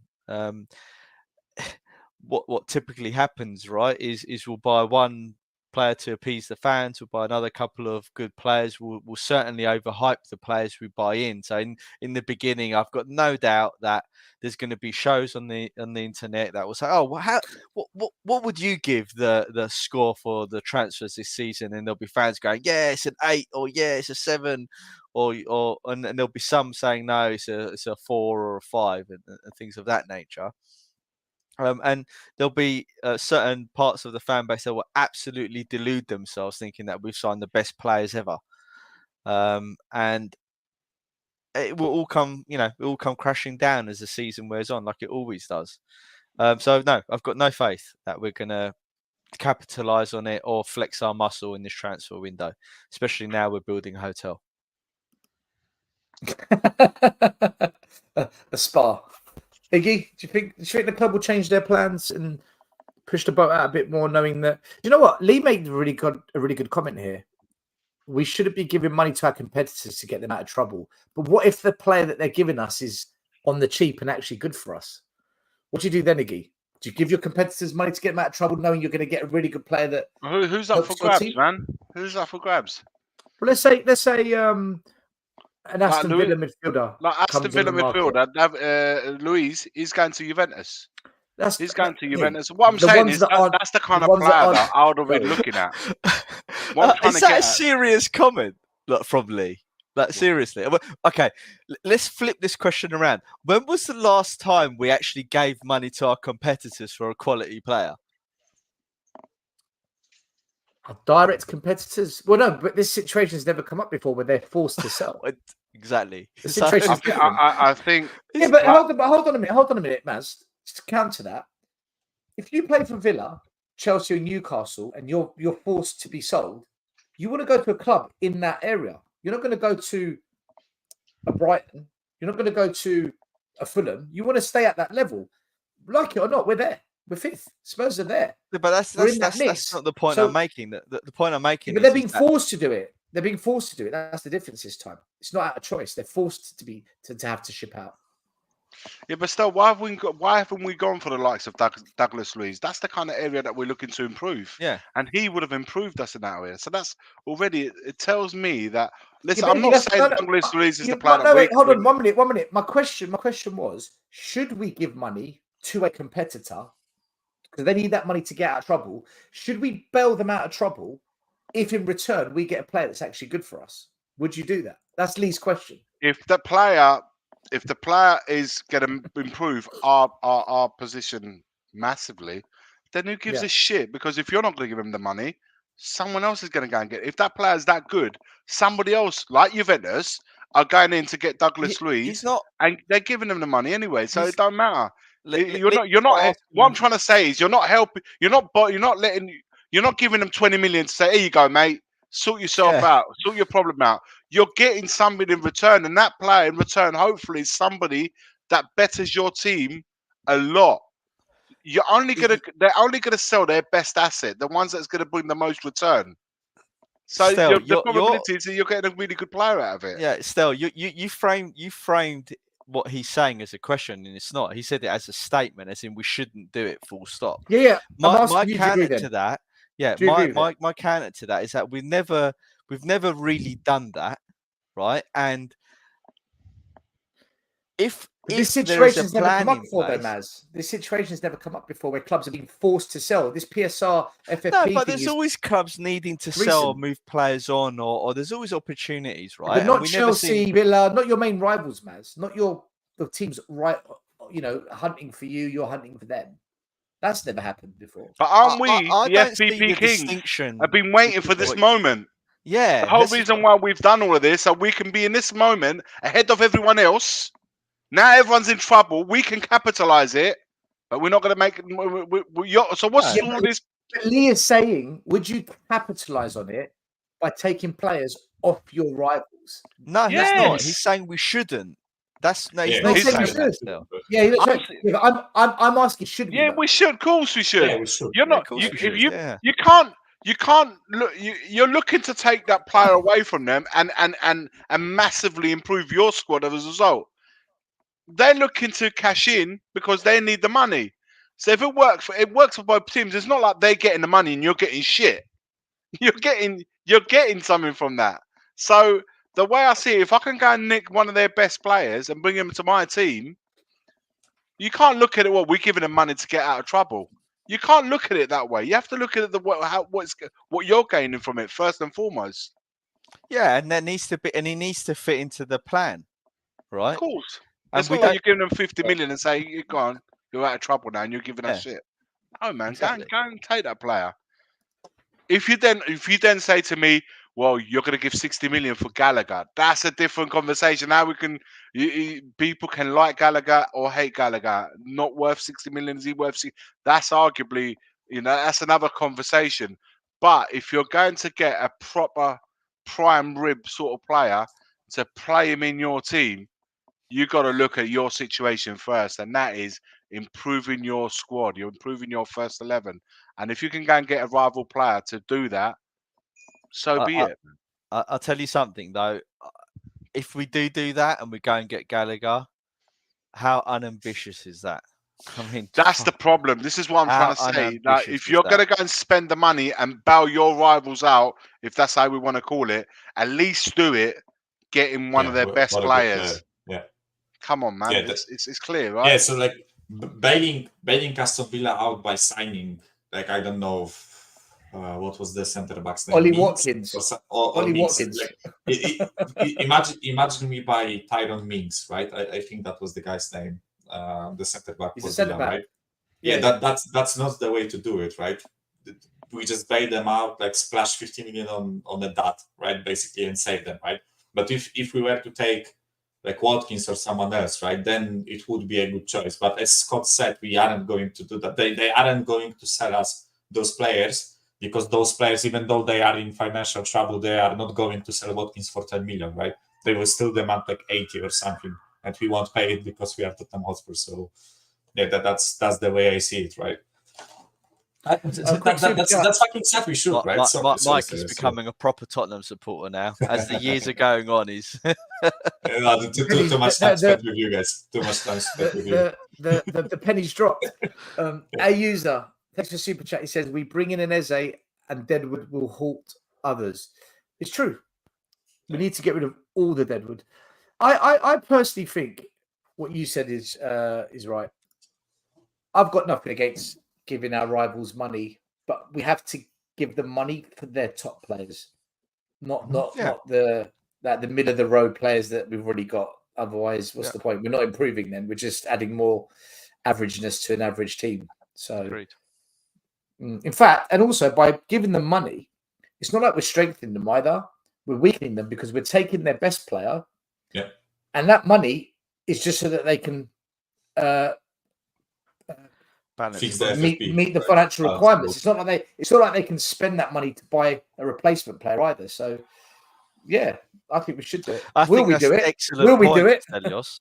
Yeah, no, that is actually the point of the whole discussion is that you're buying their best players, knowing that they're not going to be able to replace them with that, or theoretically they shouldn't be able to replace them with that money. They can't spend the money we give them. Yeah. That's just to meet Yeah. the rules, right? So like, Exactly. let's look at Newcastle, for example, right? Their best player are like what? Botman, although he's injured, right? But Bruno Guimaraes, Gordon, and Isaac, right? If you take Yeah. one of those three, Bruno, Gordon, or Isaac, and you give them like 70, 80 million or whatever, like let's just settle on the 75, but they can only spend like 30 out of it, right? Or 25. They have to either risk it with a young player, and then you can argue that they are weaker, or they have to buy a dud, basically someone just to fill the gap, right? So you are not only you are strengthening yourself, but you are also weakening the position, exactly as you both said, right? I think in that case it is worth it to like help them with the financial situation if you are weakening them with that, right? But yeah, that's if we are going to buy, like, I don't know, Trevor Chalobah or I don't know, like, you know, someone else, or like Almiron, or I don't know who else from like Aston Villa, let's say Ezri Konsa or something, like someone, you know, not like a star player, but like a filler. Then what's the point? What's the point of giving them money? We need to radically. We know we've tried it all, and what we really need to do is buy quality players. We need to stop buying average players that don't elevate us or give us any chance of winning anything. I'm just not content now with buying, you know, the Lucas Mouras and the Lamellas and But above average, not quite elite. yeah, Like, you know, we need to buy. If we are going to do that, and we're gonna take gambles, not I say gambles or punts on certain players, then we need to get it right, and they need to be like the Modric's, the Berbatovs, you know, that come in and you're like, wow, you know, like they did with Van der Ven. They need to be that caliber. But Timo, Brendan Johnson, Richarlison, you know, horrific. I'll tell you, I was just briefly chatting to my son. You know, Yeah. Kante looks like he's still got an engine in him. Like, apparently he was really solid tonight. But I've also heard that Mbappe probably has broken his nose. He broke his nose tonight. So I don't know how much is he gonna? Yeah, for us, maybe we have a chance against France. Is he gonna be able to play with a broken nose? I don't know, man. Yeah, they wear the face mask, don't they? Yeah, he will, and he will probably bang in like mask. 3 against us. So I don't know, man. Also, Makes like, Austria looks solid today. I'm not looking forward to playing them. I want to I want to bring up one last question that isn't Spurs related, but it's worth a chat. And I know it will wind up a few. Wind people up. That's what we need at 10 o'clock at night. So I was thinking about this, and Ten Hag, he's been manager of Man United for 2 and a bit years. He's won a Carabao Cup and an FA Cup. By Man United standards, that's not enough. By Spurs standards, you get a statue. Now, what he's done in his first 2 years is better than what Arteta did in his first 2 years. Also, Arteta's now spent £700 million. In the last 4 years, he's won nothing with it. Ten Hag, who spent less, although he still spent a bit, but less, he's won 2 trophies. So, but some fans will argue, but Arteta, he almost won the league last year, and this year he got even closer. Look at the league tables, and Arteta's got them in Champions League 2 years in a row. But I always hear it's about trophies. So when you look at their first 2 seasons in terms of points as well, Ten Hag 86 games, Arteta 86 games. Ten Hag has accumulated more points than Arteta, more wins, 2 more defeats, less draws, points per game. He's better. So even on that stat, he's better. So my question is this: is Ten Hag better than Arteta, even though Arsenal have been second in the league 2 years in a row? Or is Arteta doing better than Ten Hag? didn't know has to play the finishing same second amount was of a years, trophy. though. Arteta has to play the same amount of years as. Sorry, Ten Hag has to be in the job the same amount of years as Arteta, surely, to judge But it. after 2 years, Ten Hag, more wins, more points, more points per game, 2 trophies. Arteta got 1 trophy. So if you Didn't just do Arteta? it like that, I'm gonna. but Arteta's proven he can rebuild a team and actually challenge for a I, league. I was gonna get to that in the time that I think Arteta, from what he had at the beginning of his tenure to what he's got now, I think he's done quite a bit of work compared to what Ten Hag has done. I think the job that Arteta had to do at Arsenal, I think, was more than what Ten Hag's had to do at Man United, if that makes sense. Don't know. It's very difficult because He had a lot of problems with Man Aubameyang United and had a lot of problems. Ozil. Man United had a lot of egos as well, and Mate, he had Mustafi at the back. He had. No, I think he had to granted. do a bit more work. Harry That's what I'm saying. Maguire. He had Ronaldo, Yeah. who was an ego. He had the problem Philip with what's his Jones. name? Oh, Ronaldo's a problem. No. In the dressing room, it was an issue. Yeah, he had big egos. He had Mason issues. Greenwood with all the external problems. Jadon Sancho and him having a bust up. It's similar. It's a bit like Aubameyang and I'm not convinced. Ozil problems, They've got isn't a it? leaking stadium that adds to it. Now you're clutching. I'm not convinced.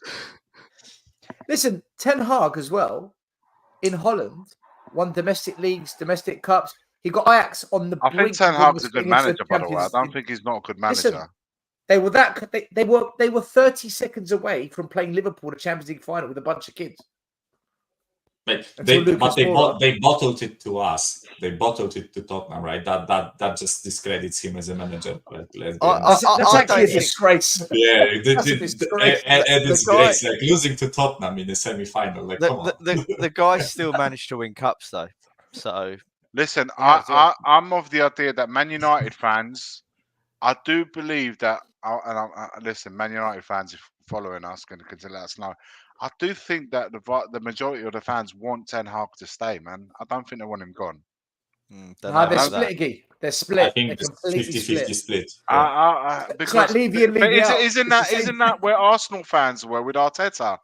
But the difference was they all wanted him out. They all wanted him out. Wanted him gone. But the saving grace for Arteta was nobody in the stadiums, right? Yeah, COVID. That was massive for them, him anyway. Was Ten Hag isn't he in that same sort of trajectory where he's trying to make the changes? He needs to make the changes, but the difference is, and similar to what Arsenal had, the board, that there's almost contrast in how they want to move forward, and like one's pulling one way, one's pulling the other, and that's what I think the issues are, because I think Ten Hag can turn it around, and Man United make the changes, and I think I do think he's a good manager. I don't think he's in mug, and he has brought in silverware, not the silverware that perhaps Man United wants, but it's still silverware that is brought in whilst having his own struggles. I don't know, guys. I don't know what you guys think about it. No, I agree with you, okay? I agree with you. I was on Side TV 5-6 months ago, and there was Lee Gunner, LB, who else was there? Saeed himself, Donny. There's Don and Roms, yeah.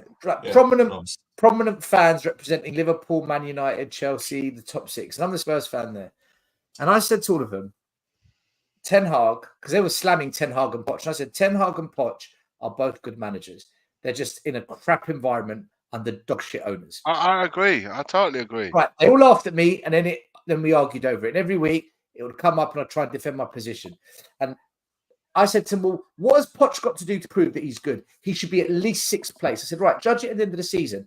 Come on, get rid of him now. And the Chelsea fan, Don, was going at me. And I held my ground with him because I know what Poch is like. I've seen it with Spurs. And Ten Hag, I remember what he did at Ajax. That wasn't a fluke. Anyway, we get to the end of the season. Poch finished 6th, just as they requested. Ten Hag wins the FA Cup. More silverware than Arteta. More silverware, better silverware than Jurgen Klopp. The only manager that outdid him in terms of silverware was Pep. So I look at it and I think, do you know what? They are good managers. They're just in the wrong environment. And I think if this new ownership, part ownership at Man United, Sir Jim Ratcliffe, if they properly change the infrastructure, they properly put a plan in place to take Man United back to where a club of that side should be, I think Ten Hag's going to cause a lot of damage. I think he is a good manager. He's just in a toxic club. Just how we say every year, it doesn't matter who's the manager of Spurs. It doesn't matter. As long as Levy's here, they're all fucked. It doesn't matter who you put in charge. Well, isn't Man United been a bit similar? And even then, he's found a way to win an FA Cup. Even then. And as precisely my thinking, Stel, is that they've got their own issues, and he's having to fight against the issues that have plagued the managers before him as well. That obviously the major difference is Man United are used to winning cups and stuff, so they demand it a lot more than we do. But isn't it a good example for the fans that think that the Levy out guys we're always negative? We probably would never be the way we are if we won a few cups every now and again. We would be completely 100%. different. 100%. We would be a lot more with what the club is doing and stuff like that. But we never win anything.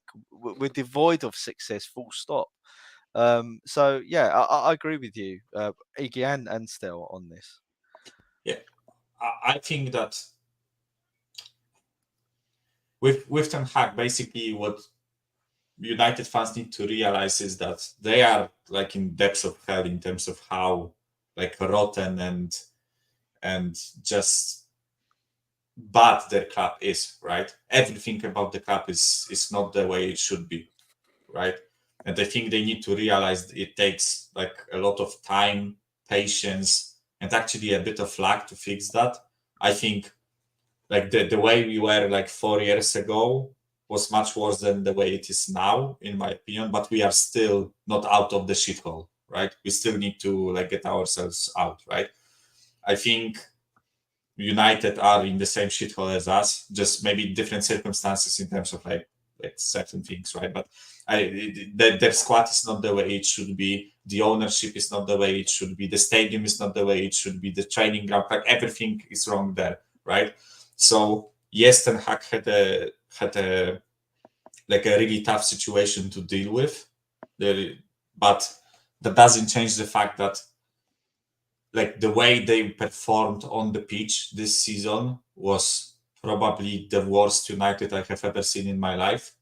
I think in terms of, and I know they won a trophy. I know they actually finished like what it was their worst finish in the Premier League history, right? They had a lot of injuries as well at one point, Michael, just like we did and Newcastle did. They were one of the teams of about 6 teams that had a lot of injuries in one hit. Yeah, but it's still like, I know, but they've been embarrassing in some of those matches. Like, I know we weren't great either for parts of the season, right? But at least there was something there to cling on to, right? At least you could like copium yourself through the games. With Man United, it was literally like a laughing stock. I watched like majority of United games just because I had a laugh watching them play, right? Because of how. But Michael, when it mattered, they played brilliantly and beat Liverpool in the FA Cup. When it mattered, they went up against the best team in the land and beat Man City in a cup final. When it mattered, they showed. Also, when it mattered, they almost shut themselves against Coventry, right? So, like, you can take it both ways, right? Yeah, but Mike, the way they got it over the line. Whereas when we played Fulham in the Carabao Cup.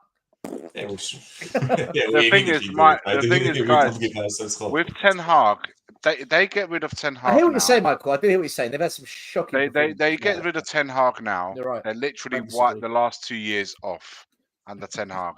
Let's say they bring in a new manager, whoever that may be, Pochettino, Tuchel, whoever you want. They will still have those same problems at the club, man. They might change the manager. Might but he's still got the same style, the same players to work with, and he'll still have the same issues to work at the club to deal with. So like why what Conte change? said, didn't it, Iggy? You can change your manager, but it's exactly if at the Maz, if at the root of it you have bigger issues than the team itself, you're not going to wipe the slate clean by getting rid of the manager, because he'll come in, do something good for a while. But if at the core of the problems that you have in your house are the same, they will always come into play, because at some point or another, as a manager, it will be a problem to you and your team. It will. Yeah. It will always come back to bite you, and then you have to get rid of that manager. So why not stick to with a manager that's sure it's not been all sunshine and rainbows, but it's brought in a few trophies. They just need to sort the bigger problems they have at the club.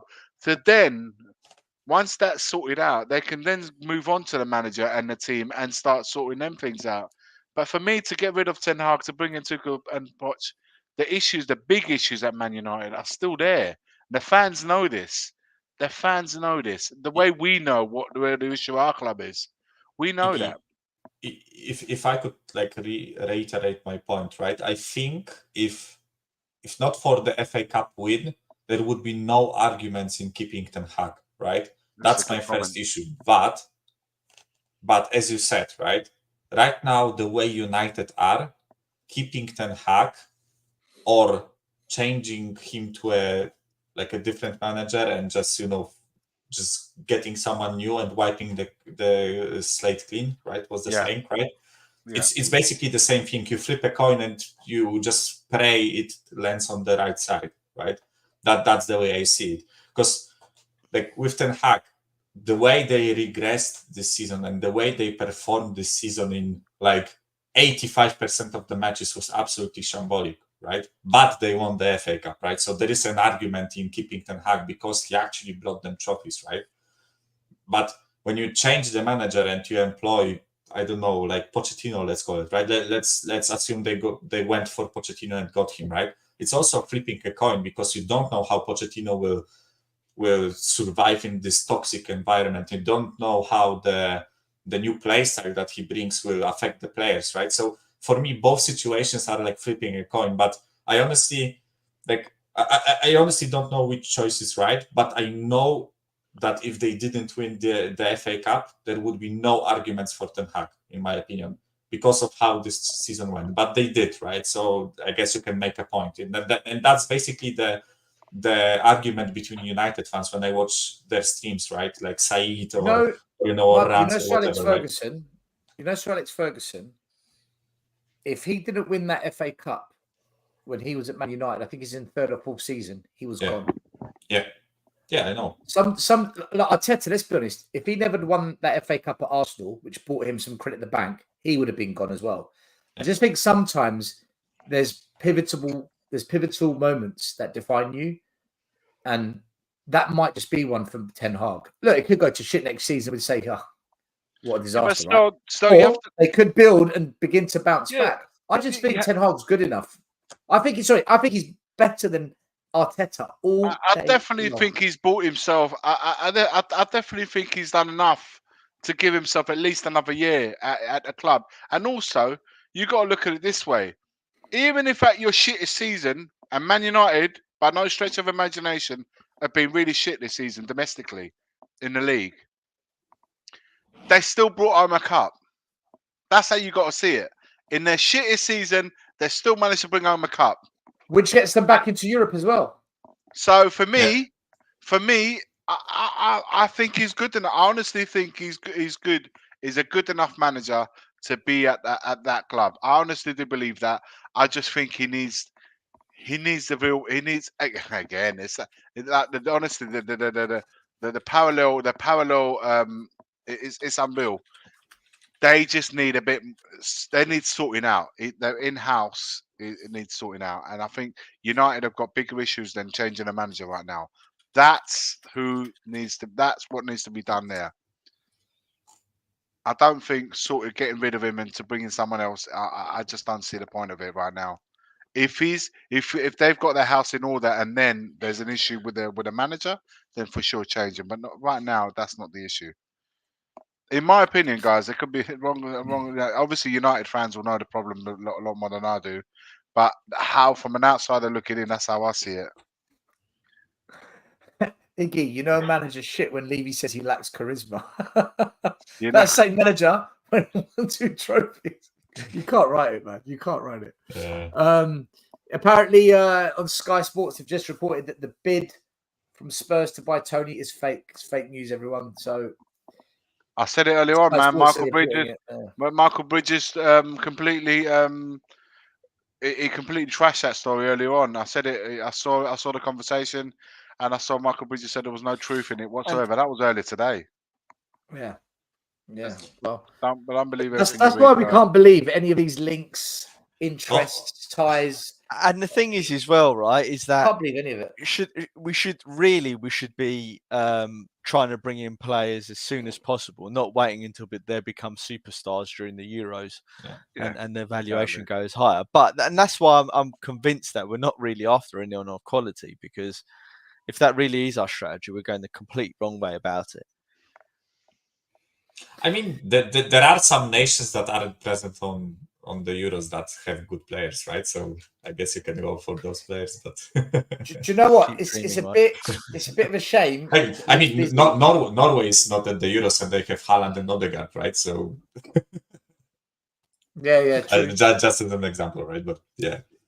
Do you know, it's a bit of a shame that Lee isn't on the show this week because he's busy. Because last week he said to us, because he was being quite positive, and he said to us that I was saying that no business is going to get done till after the Euros. He said, no, we've got to get it done early. If we're going to, if the plan's in place, and this is the week, it's got to be done before the Euros.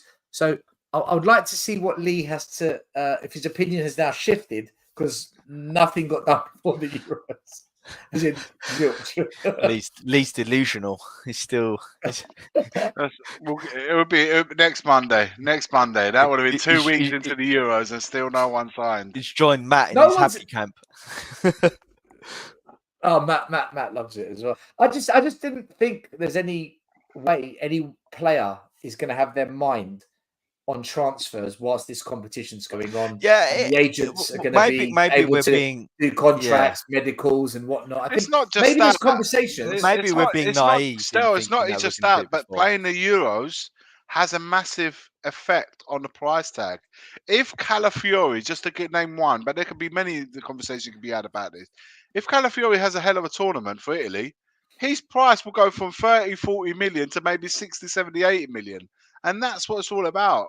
They know that the price can go sky high. The players are going to play that to their maximum to make sure that they get the best deal possible. So, listen, the longer we leave it, the worse it is, in my opinion. Because then, if we don't have a chance when they're 30, 40 million, we're definitely not going to have a chance when they're 60, 70, 80 million with half of Europe after them. Lee's here.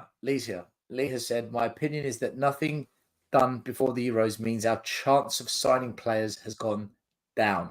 The Euros are a shopping mall for players. Yeah, especially if the player has a good tournament. If the player has a good tournament, the price goes up, right? Also, I have to say, like, international tournaments are, for me, like the biggest trap in terms of like valuating players, how good they are. Because like, but why have you got to wait for the Euros, Mike? We know. If no. I'm saying, like, overall, I wouldn't like really be looking at some of the performances, right? Because I've already seen like some people saying like, oh, this Romanian player is brilliant. This Romanian player is brilliant. Like Dragusin's worth 100 million after today. Yeah, after today, Dragusin is a world-class centre back, whatever, right? But it's just Levy right now. People have to like apply context. That's Levy. Like, Levy's like, I got a good deal. Here comes the money. No, the overriding thing, right, is the overriding thing is how few players we've got in this Euros as Tottenham. Yeah, it's ridiculous. 4. It's just like I don't need that. Two of them Shows the state of our squad. Has that ever happened? No, we've only had 4. Hold on, 1 minute. Adogi would have been there if he wasn't injured. Yeah, Romero can't go to the Euros because he's in Cup. No, but from European players, right? Romero was not in the Euros because he's South American. As well. Richarlison, he's in South America. Please. No, but But Yeah, Charles but and but clutching fine, at but straws that's now. like 3-4 players, right? What about the rest of the we've got up to squad? 9 We now. used to- There's 9. There's 9. 9 in total. no, but still, like You're look clutching at at it straws from still like with Charlton. I no, but honestly, like I Brazil's don't know number why 9. I That's I don't that's hilarious on its own, because when you think of all the Brazilian number 9s they've had, could you Well, didn't imagine them all sitting Ronaldinho? back Did you in see that? Brazil He slammed Brazil. having? Could you imagine all these Ronaldinho number slammed 9s Brazil. sitting back in Brazil in their retirement home somewhere, looking at these games and having to look at the Well, they Charlton? did. Did you see Ronaldinho's comments, Iggy, No, I that I haven't. put in our group? You should have read it. Did he make No, him but at a nightclub It's playing the damning, bongos? mate. Damning. I have to say, like we would have more, because like Udogi is injured, right? I don't know why Poro wasn't called up even as a backup. That's a joke for me. He had a good season for me. Madison, like you can argue, but for No, me, like you the can't most argue, Michael. You like, I can't. mean, Madison you was can really argue. good. No, sorry, I meant you can argue that it was a good decision that he wasn't like. Yeah, you know, yeah, 'cause, yeah. some people were frustrated about it. I think he didn't like warrant being called up, right? Especially with the form that some of the other players playing in his position were on, right? But I think like this is the most damning thing for me, that it's like first time since like the 50s or 40s that Spurs don't have a player in England squad on a major tournament. I think I've seen a stat like this, right? Since the 50s or something like that, Yeah, we it's always nuts. have at least one player, right? And correct me if I'm wrong, but I think in like 2016, when England lost to Iceland in like the quarters, was it like the 1/16? I don't remember, but I think we had like 4 or 5 or even 6 players from Tottenham in the England squad. Yeah, and during now we have Poch's none. era, we had quite a Yeah. few. And right now we have none. That's the most damning thing for me, right? Because apparently we are a big 6 club, yet we don't have any English players that get into the. Well, get into if the you England think squad, about right? it as well, Mike, right? If you look at Poch's squad, that first 11, guaranteed in that first 11, nearly every single one of those players would have been near enough in the Euros, apart from the obviously the players that aren't European, right? I mean, Alderweireld, Vertonghen, Trippier was in the squad. You also have to Rose. look at the nations, right? Because like it's not Kulusevski's fault that Sweden are shit, right? I guess you can make that point, right? Or same Whose thing fault with is it? If it's not his fault, Sweden. the country. Yeah, the country. Trust me, I don't understand how a 40 million people country like mine cannot produce a better center back than fucking Bednarek, right? That's beyond my understanding. Like, how come that we don't have a better center back than this guy? Like, he plays for Southampton in the Championship. Like, I guess from the like ongoing season, he will be a Premier League player again, right? But still, like, it's beyond my understanding. Same thing like Sweden or Norway. Why isn't Haaland on the Euros, right? Because Norway don't have a good squad. So I guess that there is some like part of like they just chose that they have a certain nationality, they can't have a choice, right? But but still, like a lot of that Poch squad was English, right? We had Trippier, we had Danny Rose, we had Kane, we had who else was there? Dele Alli, Eric Dyer, even because at that time he was actually being chosen, right? No, but Bednarek said Southampton Angos. So like we had a lot better English players, right? And this is partially why we are in for guys like Gallagher, because we need to fill the English quota, because we don't have good English players at our club, right? Which is absolutely like mad for me. Ridiculous. I've got something to share with you. Interesting. Fabrizio Romano. I'll read it out to you guys because it's quite small. Hojbjerg's agent clarifies the situation of the player's future. This year, I started working with Hojbjerg. Great satisfaction for me to be able to convince a top player for the project I had for him. Hojbjerg has already experienced a lot in his career. He's had a great season at Tottenham. Great seasons at Tottenham with top coaches like Mourinho and Conte. Doesn't mention Ange. The national team, he's a big leader as well. He was asked, what's the plan for the future? he could leave Tottenham could he leave Tottenham in the summer transfer window? Question. The reply was, a player like him will surely be part of a club with great ambition or a big project, because he's not just a strong player, but with a character made to fight for important things every year. Pierre feels comfortable in the pressure to win, and I'm working on this sense. He was then asked, is there a direction for the future club he wants to join? And the reply was, Pierre is telling me that every year he dreams of trophies in the end of the season, and he doesn't like playing for nothing. That's his mindset. This is his mission. And then another question was, there are already proposals for Hojbjerg, yes or no? And the response was, I'm working on many requests that we have already received, but we will analyze all possibilities after the Euros during the holidays, when we will spend time together and then look forward to the next chapter. And then the last question was, is the plan to make the decision on his future club around July, August? And the reply was, the national team is giving him back. He's lost serenity now. I'm 100% sure that whoever signs Hojbjerg will get a bargain. You go. Yeah, he's off. That's it, right? And, basically. and Chelsea have signed a player as well. Cool. Some Brazilian youngster. Some Whatever. Brazilian youngster. Yeah. I honestly can't keep track of the youngster they sign, but yeah, with Hojbjerg, like, listen, he's gone in my opinion, and that's it, right? I guess from Hojbjerg's point of view as well, is he played under Mourinho, there's always a possibility to win something. He played under Conte, there's always a possibility to win something. You lose those two managers, and Ange comes in and Nuno before him, and Pierre's probably thinking, you know what, it's time for me to move on, which is what it sounds like, right? There's also news that apparently AC Milan are going to walk away from the Emerson Royal deal because of the haggling of Spurs. Are you serious? Yeah, I'm serious. Yeah. The 5 million thing, yeah? There you go. See, truly, again, it's reports. It's reports. Listen, guys, we're gonna wrap it up. On that note, yeah. On that note, guys. Yeah. Man, that's quite depressing if you're a Spurs fan. Iggy's loving it. He's an AC Milan and Spurs fan. He's still stuck with me. I just clocked on this down. will only be ideal if he buggers off to a different team.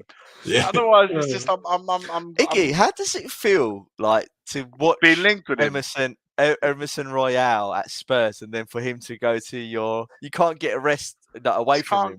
I don't know what they're seeing him. I don't know what they've seen. Somebody's not doing their job. Someone's not doing their due Barcelona diligence. saw something. Tottenham saw something. There must be something. I can't believe it. I He's can't. rapping. I can't get my head. He's got a really good agent. Is all I'm going to say. He must have a really good agent.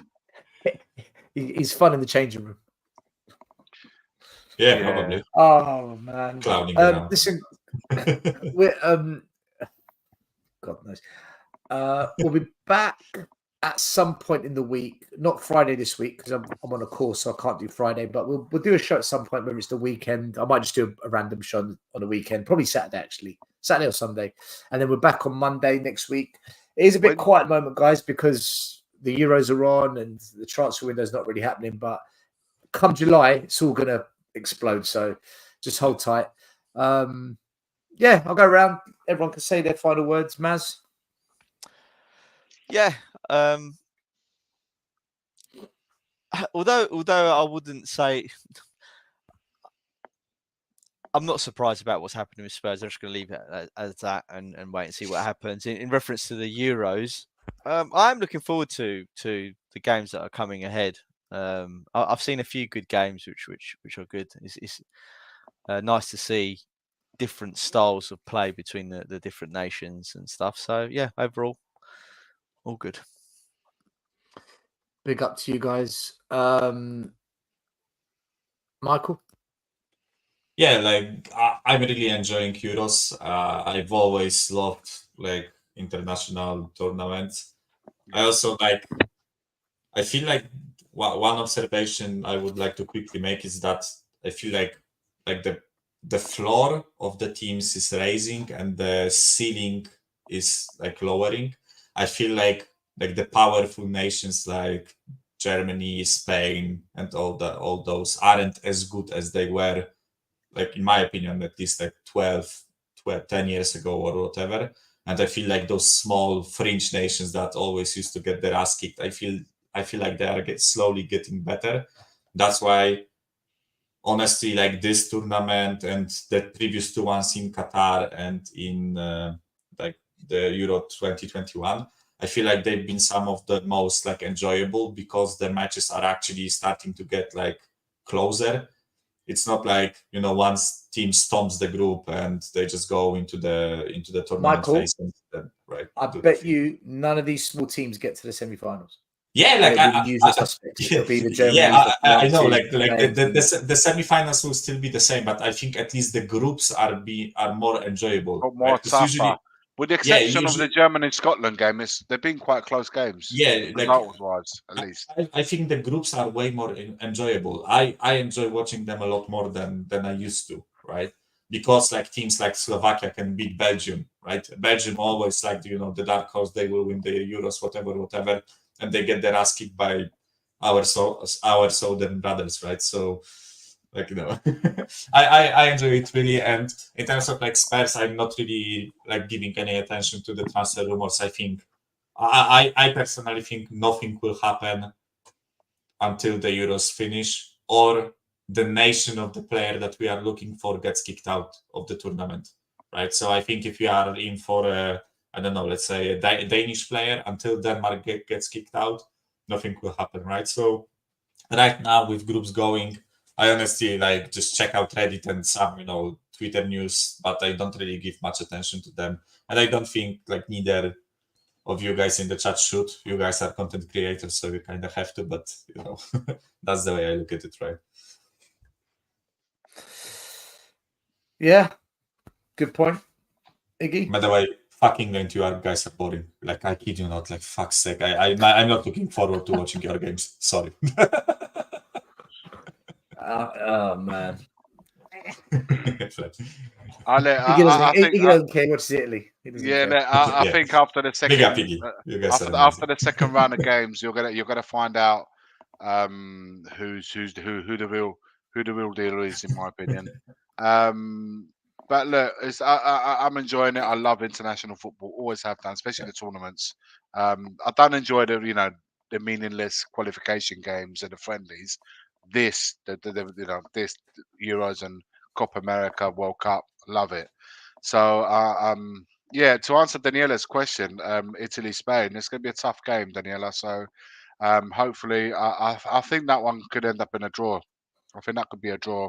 I think if both teams draw, they both kind of go through or kind of really embark to the next latter stages. Because I think even up to the third best place team, the 8 third best places.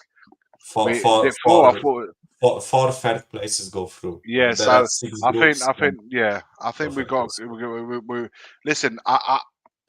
Daniela, all I will say is this: I think if Italy go through this group, and it's a tough group with Croatia and Spain, I think we can be really dangerous in the knockouts. I think, yeah. So we'll see. Tough one, but I think a draw against Spain was, and then if depending what Croatia is doing by that point, we can make our step into the knockout stages. But yeah, I'm enjoying it, looking forward to it, and yeah, all the favourites. I think listen. I think it's going to be a surprise. The winners. I don't think a favourite's going to win it. I think there's going to be a surprise winner this time around. There's no surprise. Let's go Poland. That's us. No, I mean, not your favourite. I know the favourites at the moment are France, England.